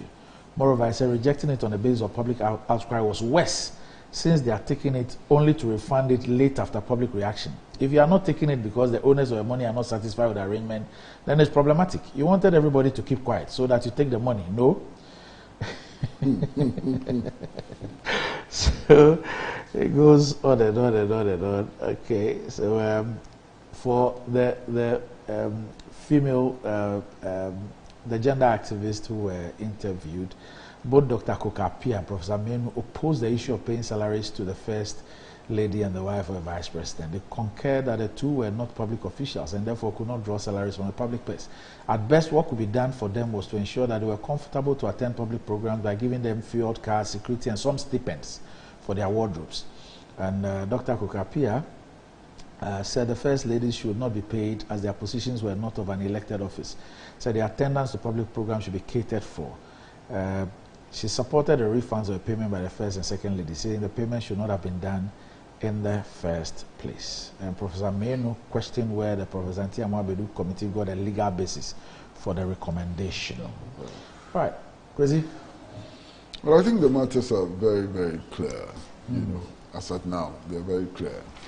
I mean, to start with, the very recommendation that first ladies and wives of vice presidents should be put on salaries, you know, at the level of cabinet ministers has no basis in law. And indeed, it's an affront to provisions of the 1992 Constitution. So that's very clear, you know. What I'm worried about is the rather shameful attempt at equalization. Rather shameful attempt, you know, to create the impression that everybody has done it before. I mean, this is the first time that a committee is recommending that the First Lady and the wife of the Vice President should be put on salaries, levels which are determined as the salaries of cabinet ministers. This is the first time. It has never happened before, you understand? So this attempt at equalization is poor, is shoddy, is shameful. It's not something that we should be doing. Now, we are told that this is something which has always been done. It is something which is in the system, which is always done. And yet, the decision is backdated to 2017. It is something we've been doing all the time. We are doing it. Why backdate it to 2017? Doesn't make sense. I'm trying to wrap my head around it, and it doesn't make sense at all. You understand? That something that we have always done is being backdated to 2017. Clearly doesn't make sense. Now, the other thing that I've seen is also a call on former first ladies to also return the money. Which former first lady has received, pay on the basis of Article 71? Nobody has made that allegation. There's no evidence that first ladies have been receiving salaries on the basis of Article 71. They said the allowances. The allowances that the first lady and the wife of the vice president have decided to return. They're calling on the others to also return theirs. Master, but where is this coming from? Look, as a fact, all first ladies have had offices set up for them by the state. Nobody is complaining against that. Yes. Nobody has made any complaint against that. As a fact, first ladies have driven around in state-owned cars. Yes. They've been provided with security and so on. Nobody is complaining against that. They've been given allowances. When they are traveling, they are given per diem to take care of their hotel expenses and so on. Who is complaining against that? That is not an issue. They've been given allowances. Yeah. Yes. I mean, per diem is an allowance. Yes. A stipend is an allowance. Yes. Nobody is complaining against that. That is not an issue. The public is not angry at that. Why should they refund? Refund what? Refund what? So this, in all honesty, this childish attempt at equalization makes me feel sick. You understand? It's not worth anything. Yes, there's a call for public discussion. Well, for every issue, even tangential issues, a public discussion is usually useful. So I will have no objection to public discussion. But I think that we should understand the full implications of what we are doing. If you insist that First Lady, wife of Vice President and so on are public officials, then they must be subject to everything and all things that public officials are subjected to. You understand? You can't claim the status of public officials and deny us the pleasure of exciting or extracting your responsibilities as a public official from you. You understand? So, briefly, these are my comments. I mean, yes, the First Lady has decided to refund some monies. I've heard people ask some very interesting questions.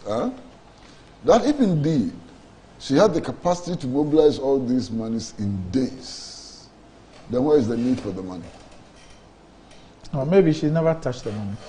They are just in her account, so she just wrote a check to give them. It still raises the same question. No, maybe she was saving them. She was saving the money. It still raises the same question. Why? People say. I said, they could have gone home. There is no problem. Master, I am not saying No problem.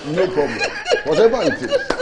Because the impression given is that this is a response to needs. Yeah, but that you know, that thing when they spoke about they being needy and some of them in misery and all that, you know, I was on a program and I made a point that, look, nobody should try and create the impression that this is intended for wives of presidents and vice presidents beyond the Fourth Republic. If you read the document, you will see who it is targeted at. Exactly. And in fact, there's a qualification criteria you want to read it for as you? well. And exactly. You see, so within that context, nobody can tell us that Nana Kunedu Ajima Rawlings is has become a pauper. Nobody can tell us that Mrs. Teresa Kufuor is needy. Nobody can tell us that Mrs. Nadu Mills is needy. Nobody can tell us that Mrs. Lodina Mahama is needy. Nobody can tell us that Mrs. Akufo-Addo is needy. So it is not an argument on the basis of being needy or living in misery or in conditions that are not. That's not the point. That's the point I'm making. Yeah. That argument should be thrown into the dustbin. I mean, it's not worth considering at all. Especially given the speed with which these monies have been refunded. I think that argument should be consigned to the dustbin. You understand? I think I've finished. Eugene. Andy, you rightly said, I mean, first and foremost, I think we must applaud the two ladies, Mrs. Rebecca Akufo-Addo and Ajia, Mrs. Samira Bawumia, for refunding the money. Why? For refunding which money? The allowances. Why? The reason is... Has anybody complained about allowances? Sorry? Has anybody complained about allowances? If you let me develop my argument, please. No, I just wanted to understand your basis. My basis is when I finish, then you understand my basis. Let me land. Well, I'm still in the air. Please proceed. Thank you. The reason is, Randy, I'm not a lawyer, but I've been trying hard to marry Article 71 with Article 2952 of the Constitution. Yesterday, I had to consult a few lawyer friends of mine to understand the reasoning behind those two articles in the Constitution. Which one and which one again? And the 2952, because you see, when you talk about public service, I think the two ladies are performing roles within the public service realm. Oh, how do you No, I'm not saying Article 71. No. I'm saying I'm going by the definition of Article 2952. Just read it first. Okay, 2952 said, well, I'll say, in this Constitution and in any other law, the two says, a reference to the holder of an office by the term designating his office shall, unless the context otherwise requires, be construed as including a reference to a person for the time being lawfully acting in or performing the functions of that office. Right? 2, references to, let's stick with the A. The reason why I'm saying that is that these first ladies, why are they giving these offices? They are giving these offices of the state, right, to assist their husbands in playing various roles. Madam Lodina Mahama had an NGO which was using around the country. Non-governmental bear with me, but she was still operating from a government office in Accra. So? No, listen, when they come also Bekebi. No. Hey. No, Eugene. No, let me land, please. Eugene, this could be a bit dangerous. It's not dangerous. It's No, not dangerous. I wanted to just bring something to your attention. Okay. That these NGOs, that is wives of vice president, former vice president, first ladies and former first ladies run, is distinct from their offices as incumbent first ladies and wives of vice presidents. Because some of these organizations either predate the ascension into those offices and continue after the exit from those offices. Sure. Yes. Sure. They are separate. But fine. They are separate and distinct. But yes. if you look at the work of the certain first lady in terms of the facilities in Kumasi and in Korle Bu, I think 2 facilities in Korle Bu. Through her foundation. Through her foundation, fine, and all that. I'm sure she has the pulling power. When I mean pulling power, in terms of mobilizing resources, because of her status as a first lady. Yes. But no ordinary woman can do that. What she's True. doing. So we must look at all that in in the realm of public service. Then, by this definition, Kwame Despite is lawyer, a public servant. lawyer, Kwesi Pratt. Kwame Despite is a public servant. Let me finish. Kwame Despite is raising words. Kwesi, let him finish. Kwesi, let him finish. Let him finish. Let him finish. You see, I said, have you read I'm sure you have looked at the report. And if you look at the wording of the report, you see, Randy, sometimes we make too much noise without actually reading the rationale behind what people are saying. It's only a recommendation, right? But I will read it for the purpose of the viewers to understand what is captured in the report of Professor Intiamwa Bedu. Let me ask you a question before you proceed. Okay. Do you believe that the committee had the constitutional authority to veer into that? No. No, but that point has been made last week. Okay. Because... You know why I asked you that question? If the constitutional basis, the locus of the committee is not established, the recommendation shouldn't hold. Yes. No, but I agree, Randy. But what we're also trying to say because you see that even I think we all agreed last week. Yes. That the vehicle. Yes. That was being used. Yes. It's problematic. Yes. Right. Yes. We all agreed that it should have formed part of the Article 71 report. Except that now you have moved from Article 71 to Article 2. Because you are being deliberate. You don't want me to talk. Oh no. Okay. Let's hear you. Let's hear you. You know that I don't heckle. No, I'm looking at the Constitution. You know that I don't heckle, and I'm not heckling you. Well, last week you were one Nana Kumia. Yesterday I was listening to you one Nana Kumia to man office. The only problem is that the only problem is that if your vehicle is a diesel vehicle and you go and pump petrol into it, you have a problem. You see, so I think that point was made last week. I think extensively by Professor Harry Kwesi Prempeh, that the vehicle was problematic, right? But the rationale behind the recommendation is not a bad thing. You understand? But being captured in the Article 71 report is what is problematic. But the president could have come through Article 108, while a bill or a motion in Parliament, and we would have enjoyed massive bipartisan support. Yes. I don't think so. Oh, because you see, at that point, I'm agreeing with you because at that point, Kwesi, you don't have to agree, but I'm telling you that because it cuts across. No problem, Kwesi, because you see, what that would have afforded was, for example, people will raise the issue of responsibility. That okay, if we are going to grant them this status, if we are going to do this, what are they going to do in return in terms of accountability, in terms of transparency? And all that. I have raised the issue that look, this thing paints a bigger picture that we ought to look at, gentlemen. Look, we know the budget of the office of the president. It is audited. As we speak today, one of the things that people are talking about is the overspending on the base of the Auditor General and all that. These offices that we say we spend money on, how much is budgeted for those offices? What are the line items? What is actually spent? What is the audit telling us? How much are we spending on these offices? Who's accounting for those things? These are things that ought to, because I am sure that the money is involved in dealing with these offices, whether the money is coming from the presidency, from national security, from the pairs of this agency, protocol and all that. We don't know. And these monies perhaps could even make these allowances and salaries look like chicken feed. Absolutely. But Randy, well, we can see that according to a report of what I've read so far, I think these monies come from the office of the president. That machinery comes from there. captured in the budget, is audited and what have you. Some come from other places other than the office of the president. But we are talking about the allowances. We are talking about the allowances. We are talking about allowances. Because I'm sure last week after the program, one of the most respectable citizens of our country, Nana Tundazi, who was a chief of staff to the first president of the First Republic, or the Fourth Republic, sent some messages around that it was at the tail end of General Rawlings' administration that he instituted these things, right?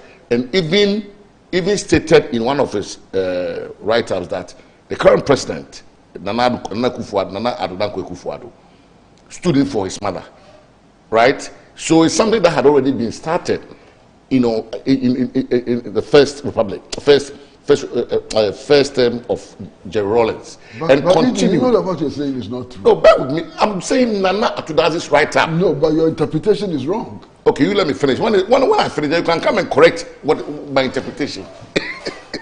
You have a pen in front of you. But Randy, I've looked at, it's a 113-page report to Randy. It's no kiss play. And I've looked at it, and if you go to page 61, where I'll give, for the benefit of the viewers, I'll read it. It says spouses of sitting and former presidents, vice presidents, should be catered for by the state as part of privileges extended to the presidents and vice. You understand? So this has nothing to do with Article 71. Clearly. And that is why when you say procedurally, the report you're reading, there's no basis and no basis in law. That is established, right? But how this found its way into the at the Senate one holders report is something that ought to be interrogated separately. It says the administration of President Kufuor introduced the extension of courtesies, including the payment of monthly allowances, yes, to spouses of former heads of states, yes, presidents, vice presidents, full stop. Subsequent administrations have continued the gesture and even extended to them to incumbent first and second ladies. That is why I think it's also problematic there. You see, that's also problematic. You see, so if you're able to go by the words, then we can identify the problems and try to find solutions to them. I've gone by the words. When your time, can you be an icon? You see, the gesture remains purely humanitarian. That's also problematic. You see, you can get a president who's not humanitarian enough and will scrap it. Okay. To support and in some cases rehabilitate former first ladies who were evidently struggling to subsist. However, there is no legal basis for this support. The point has been made. The same report that we are crucifying them, the point has been made that there's no legal basis. So that's where the full stop should have ended it.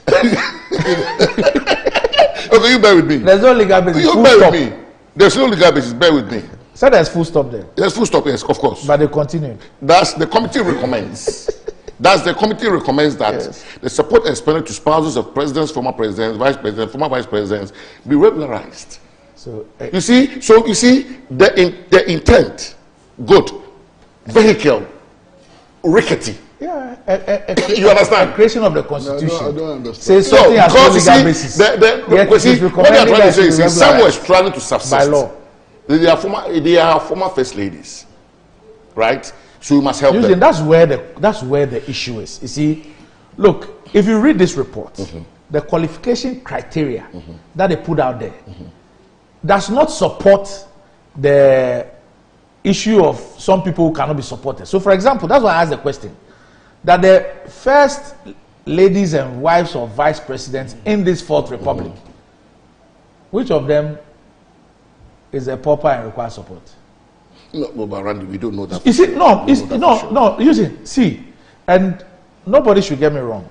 I have stated publicly that I have absolutely no problem with the payment of these allowances. I support it. I don't have a problem with the payment of the allowances. I don't have a problem. But you see, when you create the impression as if this is for some heads whose husbands died and they are struggling. Mrs. Akufo, Mrs. Champo, the husbands died when they were in their 30s. When was the last time any money was paid to them? Oh, I'm sure they'll be receiving it. And are you saying that this includes them? Oh, yeah. Oh. Please go and check the qualification criteria. Oh, it says head of. So who are the heads of? No, go to the appendix.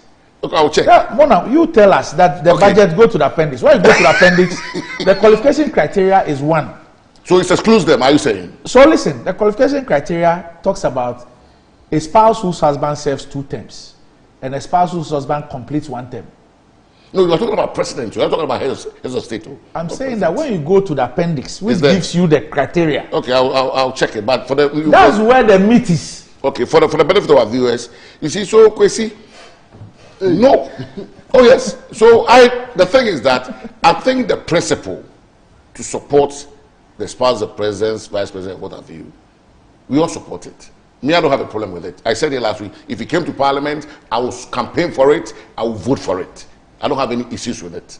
But how many presidents are we going to have in a century? How many? In 100 years? How many presidents are we going to have? So I don't think, if you want to plug holes in our economy, there are other places you have to look at. You don't do the right thing the wrong way. Yes, but clearly we've been made to understand by the lawyers that we are trying to, do a right thing by using the wrong vehicle. So but you see, and even this is part of a report, and people are also questioning why did they include it as part of this report and not make a separate recommendation to the president. You understand? But whatever the case is, Randy, the president has liberty, and I'm using this word liberty, to come by Article 108 yes. to Parliament, a bill or a motion to introduce it, and I'm sure he will carry the day. Okay. Yes. When these matters came up some time ago, we did the calculations. And it turned out that former presidents had bigger remuneration than sitting presidents. Oh, really? Yes. How? Yes, we did the calculation then. I can do it again, Okay. Now, you have a situation where presidents do not just retire on their salary. So, once a president, always a president. You will be president, you will die in terms of the facilities. And in fact, we are told that it's reduced considerably. Pardon? It's reduced considerably. He's speaking from experience, so listen to him. It's reduced considerably. What is reduced considerably? Your facilities and everything available to you. Oh, when you have governments who don't want to... But they are here. They are here. You cannot argue the fact. They are here. They are here. Massa, it has been stated... In fact, in all the others... that the conditions of life of a president should not be varied. To his disadvantage. To his disadvantage. So, but it's been varied here, if you look at the... No, I think that refers to maybe the financial benefits. Oh, okay. Yes. Okay, sure. So, but obviously, what a sitting things. president requires in terms of security, fleet and it's all that... Reduced four fleets of 4 security... Well, it's all reduced. Okay. But you see, what I'm saying is that you have a president who is retiring on his salary. You understand? And we still have the need. And he's not just retiring on his salary. At the end of his 4 years, he's entitled to ex gratia. Yes. IGP same, Chief Justice same. Exactly. So bring all of them in. So in this country, not get the president. But that's where the great loot shares. I don't know about that. So it is possible in this country to have a president who is receiving his normal retirement benefits. Because the president can retire before becoming president. Okay? Who is receiving his ex gratia and is also on his salary for life. Has paid once, so 4 years, that's it. And it's also on his salary for life. My goodness, what lopsided situation is this? But see, this is even small. Let me bring 2 things to your attention. Okay, sir. That we need to interrogate. Look, and in looking at these issues, that's part of my research into this thing, I found out something. If you take the issue of the Council of State, the law speaks about a former Chief Justice. The person has retired on his or her salary. A former IGP, a former CDS. Or retired on their retired on their salaries. Yes. And then they come on the Council of State, and we say that the state will pay them a salary. It's called a salary. Yeah. So the state is paying them 2 salaries. Yeah. Plus going to give them a loan to buy a 4x4 and all that. Yeah, $100,000. Now, when you look at Article 71, and this is where sometimes I feel for the MPs. The MPs and some of the people in the executive, they have a 4-year tenure. But there are people in Article 71 who will retire when they are 70. Yet, when the ex gratia is calculated, these persons who will retire at 70, they have also security of tenure, and they will retire on their salaries, are also paid ex gratia. No. Randy, you see, the ex gratia, let me explain it to you. The ex gratia. I'm not talking about the back pay. No, that's a back pay. No. That's a back pay. No, there are two things. Bear with me. Usually there are conversation, yes. Usually there are two things here. For example, the salary you received on account, when the determination is made in 4 years time, and there's a difference of, let's say, 5,000, that 5,000 per 48 months is what will be paid you as the difference between what you were paid on account and what you actually deserve. That is back pay. Then there is what is calculated as ex gratia. For example, they say 3 months or 4 months salary per year served. So if you served 4 years, that is, let's say, 4 months by 4, 16 months. And then your salary for 16 months is given to you as ex gratia. So there are two different things. Okay. My point is that there are those who don't do the 4 years, like you and some of the people in the executive. But they probably will work until they are 70 or 60 or 65 and retire on their salary, some of them.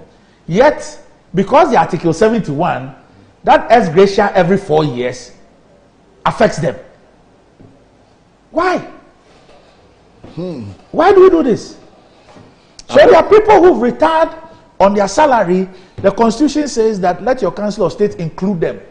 And then they come there, and then the state pays them another salary. Roddy, I think we must go to the Constitution and look at... Why don't we have a uniform, or if you like, universal pension scheme that covers everybody? But it's costly to the government. You see, because Randy, if you go to 71, look, it says the salaries and allowances payable and the facilities available.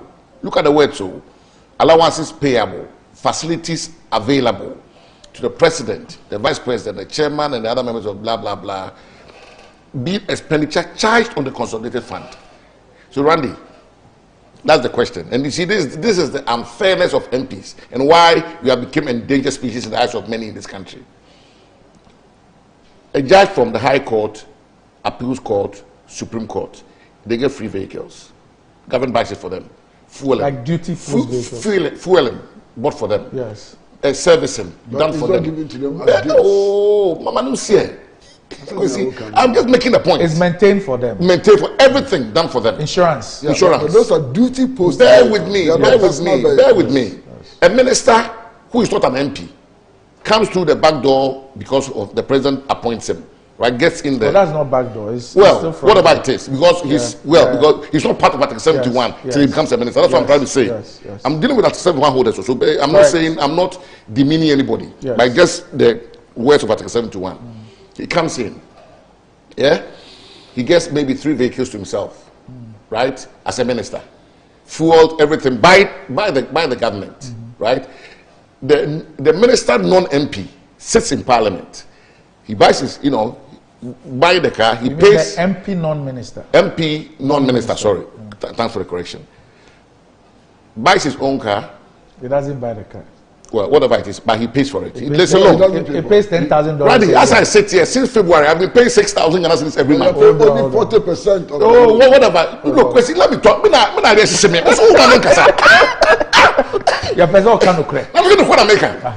I've been paying 6,000 Ghana cedis from February. I've not seen a car. A minister walks into a ministry today, after being sworn in by the president. His car is waiting for him. His driver is waiting for him. You understand? Full tank, right? I'm comparing the unfairness of being an MP, non-minister, and then you some have come from Binduri, Zabila, places like that to Accra. They are riding Ubers to come to Parliament to work, right? The government says, okay, you know what? They spent all the money on campaign. That's what I can't remember. But you know what? These will come in, they get the vehicles, they are paying for the vehicles. The judges, they are not paying for the vehicles. Well, Randy, it's a loan. What is a loan? Is the IGP and Chief Justice paying for this? No. But we are paying for So ours. don't say that. That is the problem I had with the statement issued by Parliament. They lied. Randy. You are paying $40,000 for 140,000 vehicle. Randy, you just state the facts. I'm also saying that. Say I pay something. So factor in the servicing, the fueling, the drivers that you have to pay and all that. You see how you are not being treated fairly. I agree. Randy, I want people to hear it. You are not being treated fairly. I agree. Randy, what about me? But they are not being treated Randy, fairly. You see, last week compared to ministers. Not one article said one of these orders. Are they being treated fairly as compared to by day workers? Yes. Last week I wanted to start a debate, but I felt shocked. The reason why I felt shocked was that I didn't want to draw because you see, I'm sitting here. Let's contextualize it. I've been a minister. And I've been a minister non-MP, so I can compare the two. Usually, let's contextualize it. Let's contextualize it. So being an MP on its own, there are certain benefits that you don't get. Don't worry. You understand? Don't worry. And you have to pay. Let me just contextualize from salary. Let me just contextualize it. The point you're making is that we can have issues with Article 71 and everything else, but the point you make is that even within Article 71, there is a high level of unfairness. Extreme unfairness. Yes, that's the point you're Extreme making. unfairness. Yes, and those at the receiving end are those in the legislature. And when you top it up, you should top it up. And there are certain things that you must also do. You see, I think that this constitution really and truly has outlived its usefulness. Parts of it. Yes, and you must look seriously at amending it. Unit committee member, no salary, no budget. Assembly member, no salary, no budget. Everything happens in the constituency. They are looking up to the MP. You see the unfairness of MPs. Who goes to a Chief Justice house in the morning to knock for chop money or school fees? How many people can have access to a Chief Justice? How many people can have access to the IGP? How many people can have access to Jean Mensa or Josephine Nkrumah? How many people can have access to Nana Uto Srebo's house? You understand? As an MP, you try and turn one person away. You hear the insults and undermining. Okay. One person. You see, and in all this, you have to be drawing the same salary as these people, as Article 71 holders. Right. And you see the unfairness, and they will retire and probably buy the vehicles they are using at half the price, or sometimes even a ridiculous amount, and walk away. Okay. But as an MP, you have to go through the 4 years, paying every month for the vehicle you are using. Pay for its cost. Something for the cost. Oh, it's not something. No, it's something. 140 and the amount 40. 140. Kind plus duty 140. And the amount 40. Leave here and come to Parliament. But I'm not an MP. But come and join us. No, I'm not. I'll come here. It's a choice you made.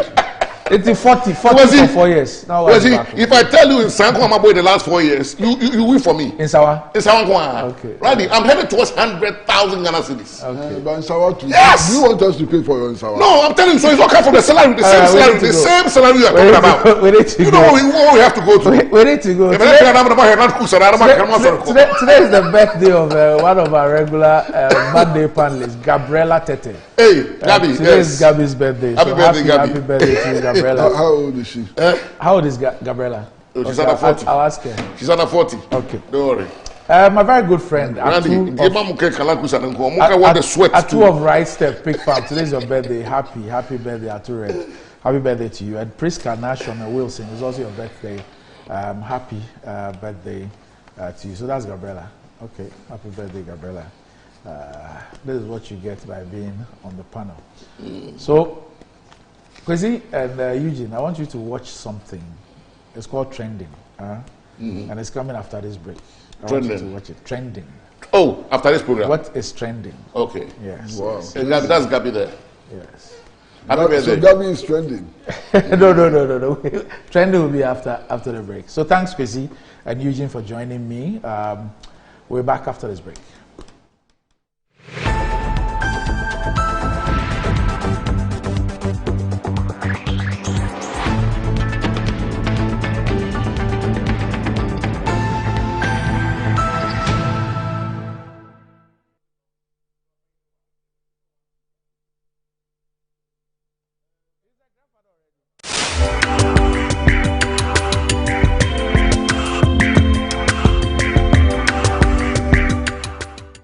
The search for a reliable partner in dealing with your U-turn bus needs has been made easier and convenient with SA Automobile.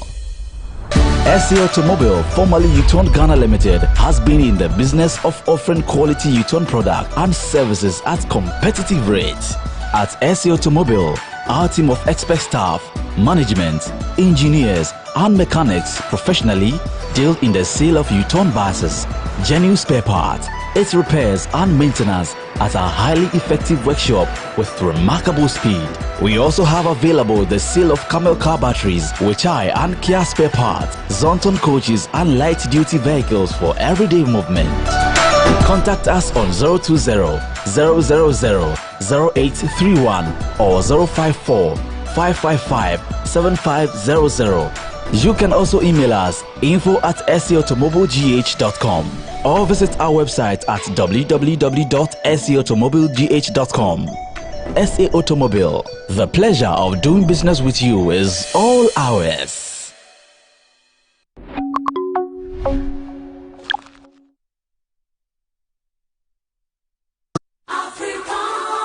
Accra, commercial capital of Africa, will host the 5th Ghana International Trade and Finance Conference, GITFIC, on the 27th of July 2021 at the Movenpick Ambassador Hotel in Accra at 9 a.m. prompt. This year's theme is Facilitating Trade and Trade Finance in AFCFTA, the role of the financial services sector. The Ghana's Commissioner for Insurance and several others within the trade and finance space of Africa's economies. The 5th International Conference will be opened by His Excellency Dr. Mahamadou Bawumia, Vice President of the Republic of Ghana, and moderated by Mr. Prince Moses, General Manager, Asasi Radio. Critical and urgent continental issues on the Pan-African payment and settlement system within the AFCFTA and others will be discussed with apt solutions to influence regional and continental policies. Proudly sponsored by the Bank of Africa, the Bank of Ghana, GIZ Support Project for the AFCFTA and Asasi Radio. Visit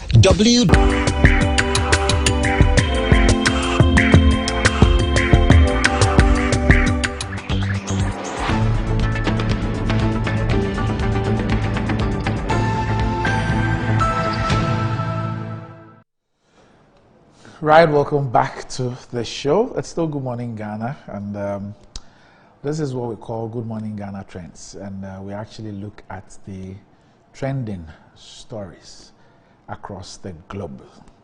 To help me do that, as somebody who lives in that world, you know, they live in that world. We are adapters. For them, that's their world. Desmond Okreku Danso is here with me. Good morning, Des. Good morning, Papa Randy. How are you doing? I'm good. I'm fantastic. Hope you're good too. Yeah, very well, very well, very well, very well. So what's trending? Well, GMG Trends, we're getting onto Twitter to find out what exactly is trending. Kennedy Japan, the Honorable, is in the trends after Multimedia issued a statement. We'll talk about a goal scored by James Bisu of Elmina Sharks. That's also trending across the world. People are saying that they should get the Puskas Award. So we'll get to talk about that in South Africa also, with what's happening there, the looting, people dying and all that. So bringing to you everything happening on social media. I'm coming back after this.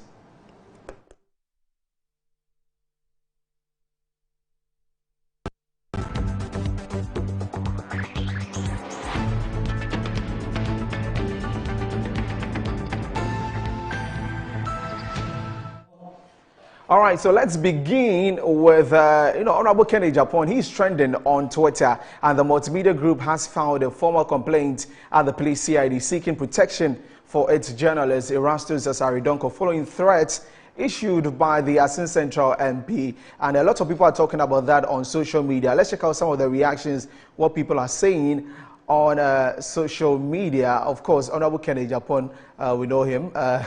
He's been talking, and that's why people are talking about him on social media. Kojo Sheldon, posted something on Twitter about him, saying that, he shouldn't think that he's above the law. So he said that Kennedy Japan is at it again. He has threatened another journalist, and we all know it won't go anywhere. If you have money and power in these parts of the world, you are untouchable. Okay, let's check out the next one. also from Nanama Ajiman Asante, and she also posted. I'll take Dr. Randy's take on this particular one as people are talking about that on social media. But as we wait on that, Doc, he's trending. People are saying a lot of things about him. What do you make of that? Well, we actually showed the video, earlier on in the discussion, and I think that is most unfortunate. I mean, for the office he holds, I mean, currently is in fact the chairman of a parliamentary select committee on defense and interior, and you cannot be asking for a journalist to be beaten, especially when you have a certain reputation. You remember that Ahmed Swale one, and what happened. And in a video we played earlier on, he actually was pained as to how he's been associated with the murder of Ahmed Swale, just because he asked that he be beaten. And I thought that would have been a lesson enough for him, if indeed he feels the pain and embarrassment, that he would not want to make those utterances about any journalist again. But hey, that's him. And of course, as has been the case, the Ghana police is also looking on, unfortunate to say, but sheepishly. Anyways, we'll wait and see what exactly is going to happen with that particular one. Let's move to South Africa, where over the past weekend, lots of things have been happening there, and people talking about that on social media. And now the death toll is rising as over 70 people have been killed in the riots and lootings going on in South Africa. And let's check out some of the videos on social media. People going into the malls, getting, fridges taken away, some things. Let's check out some of the videos.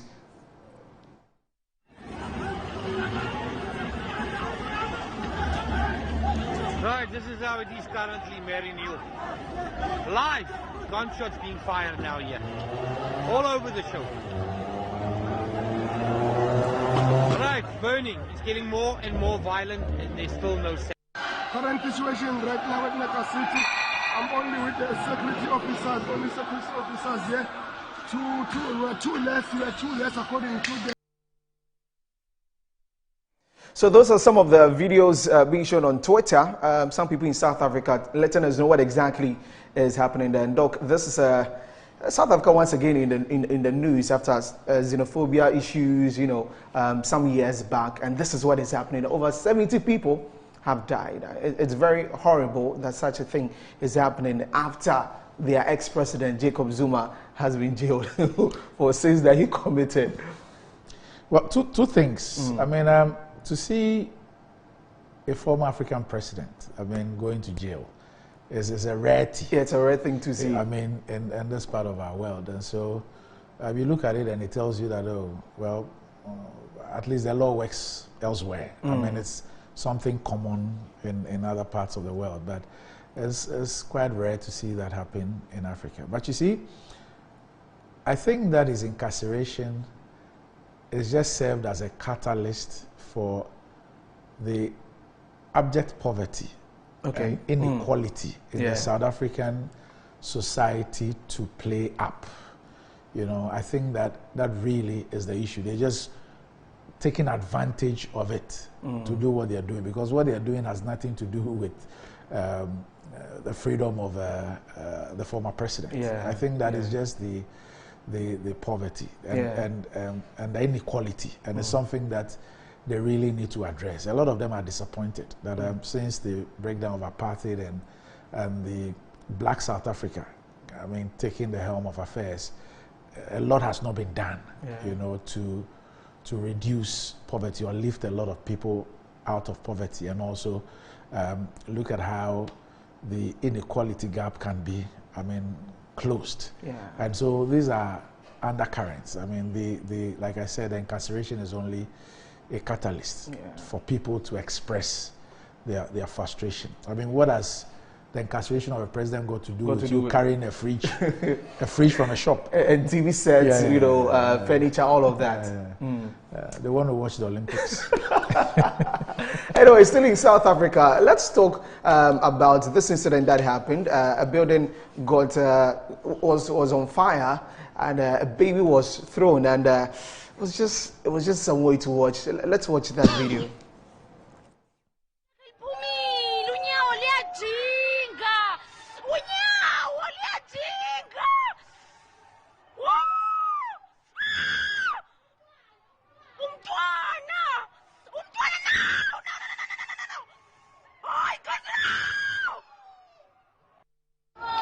izinyawo lakhe liphumile, unyawo liyajinga.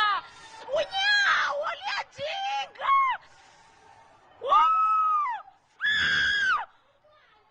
Umntwana! Umntwana, no! Hayi, Nkosi, no! And that's what happened in South Africa. The mother must be really brave to be able to throw, that baby, and for all the neighbors around coming together to get the baby so as not to get caught in the fire. That's really heartwarming, but it's something to watch, Doc. Now let's talk football. I know we love football. Myself, great football lovers. I'm a Chelsea fan and a Hearts fan. Chelsea, okay. Women's Fellowship. Anyway, whichever way, we are the champions of Europe. Right. Now let's talk about James Bisu of the Elmina Sharks. He scored a goal against Legon Cities, and that goal has been trending on Go.com, on ESPN. People saying that it should win the Puskas Award. Let's watch the video.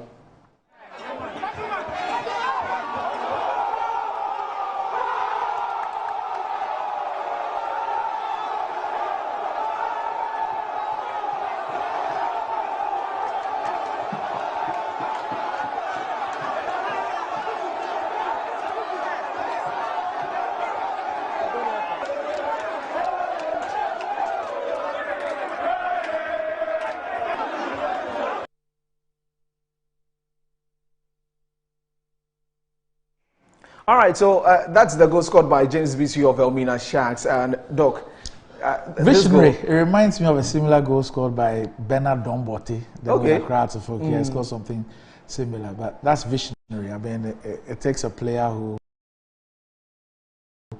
is very alert and aware, of the position of the goalkeeper to try it. Very audacious. People argue that, people say that they should go for Puskas Award and all that. Yeah, at least it should be submitted. Okay. I mean, it will be in a competition because I'm sure there are other brilliant goals that have been scored. But I think that it will be good to at least submit it. And hopefully it could make it. Yes. As a Ghanaian watching this on Twitter, everybody talking about it. I don't know if it feels good. It feels good. Let's wrap up with the final one. It's Chiellini and Saka that happened in the Euro 2020 final, and I want to wrap up with that. Why Are You Running? It's a song, and they've done that, very well with the pulling of Saka by Chiellini. We're going to check out that one. So let's check it out. Why are you running?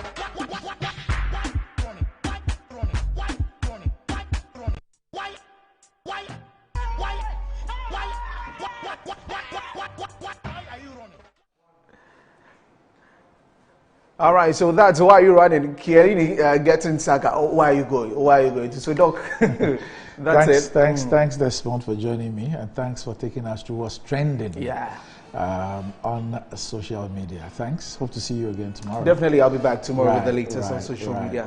Right. So that's about it for Good Morning Ghana. Thanks for watching. God willing, we'll be with you tomorrow. Have a Metro TV, insightful and inspiring moments. TV and also on DSTV channel.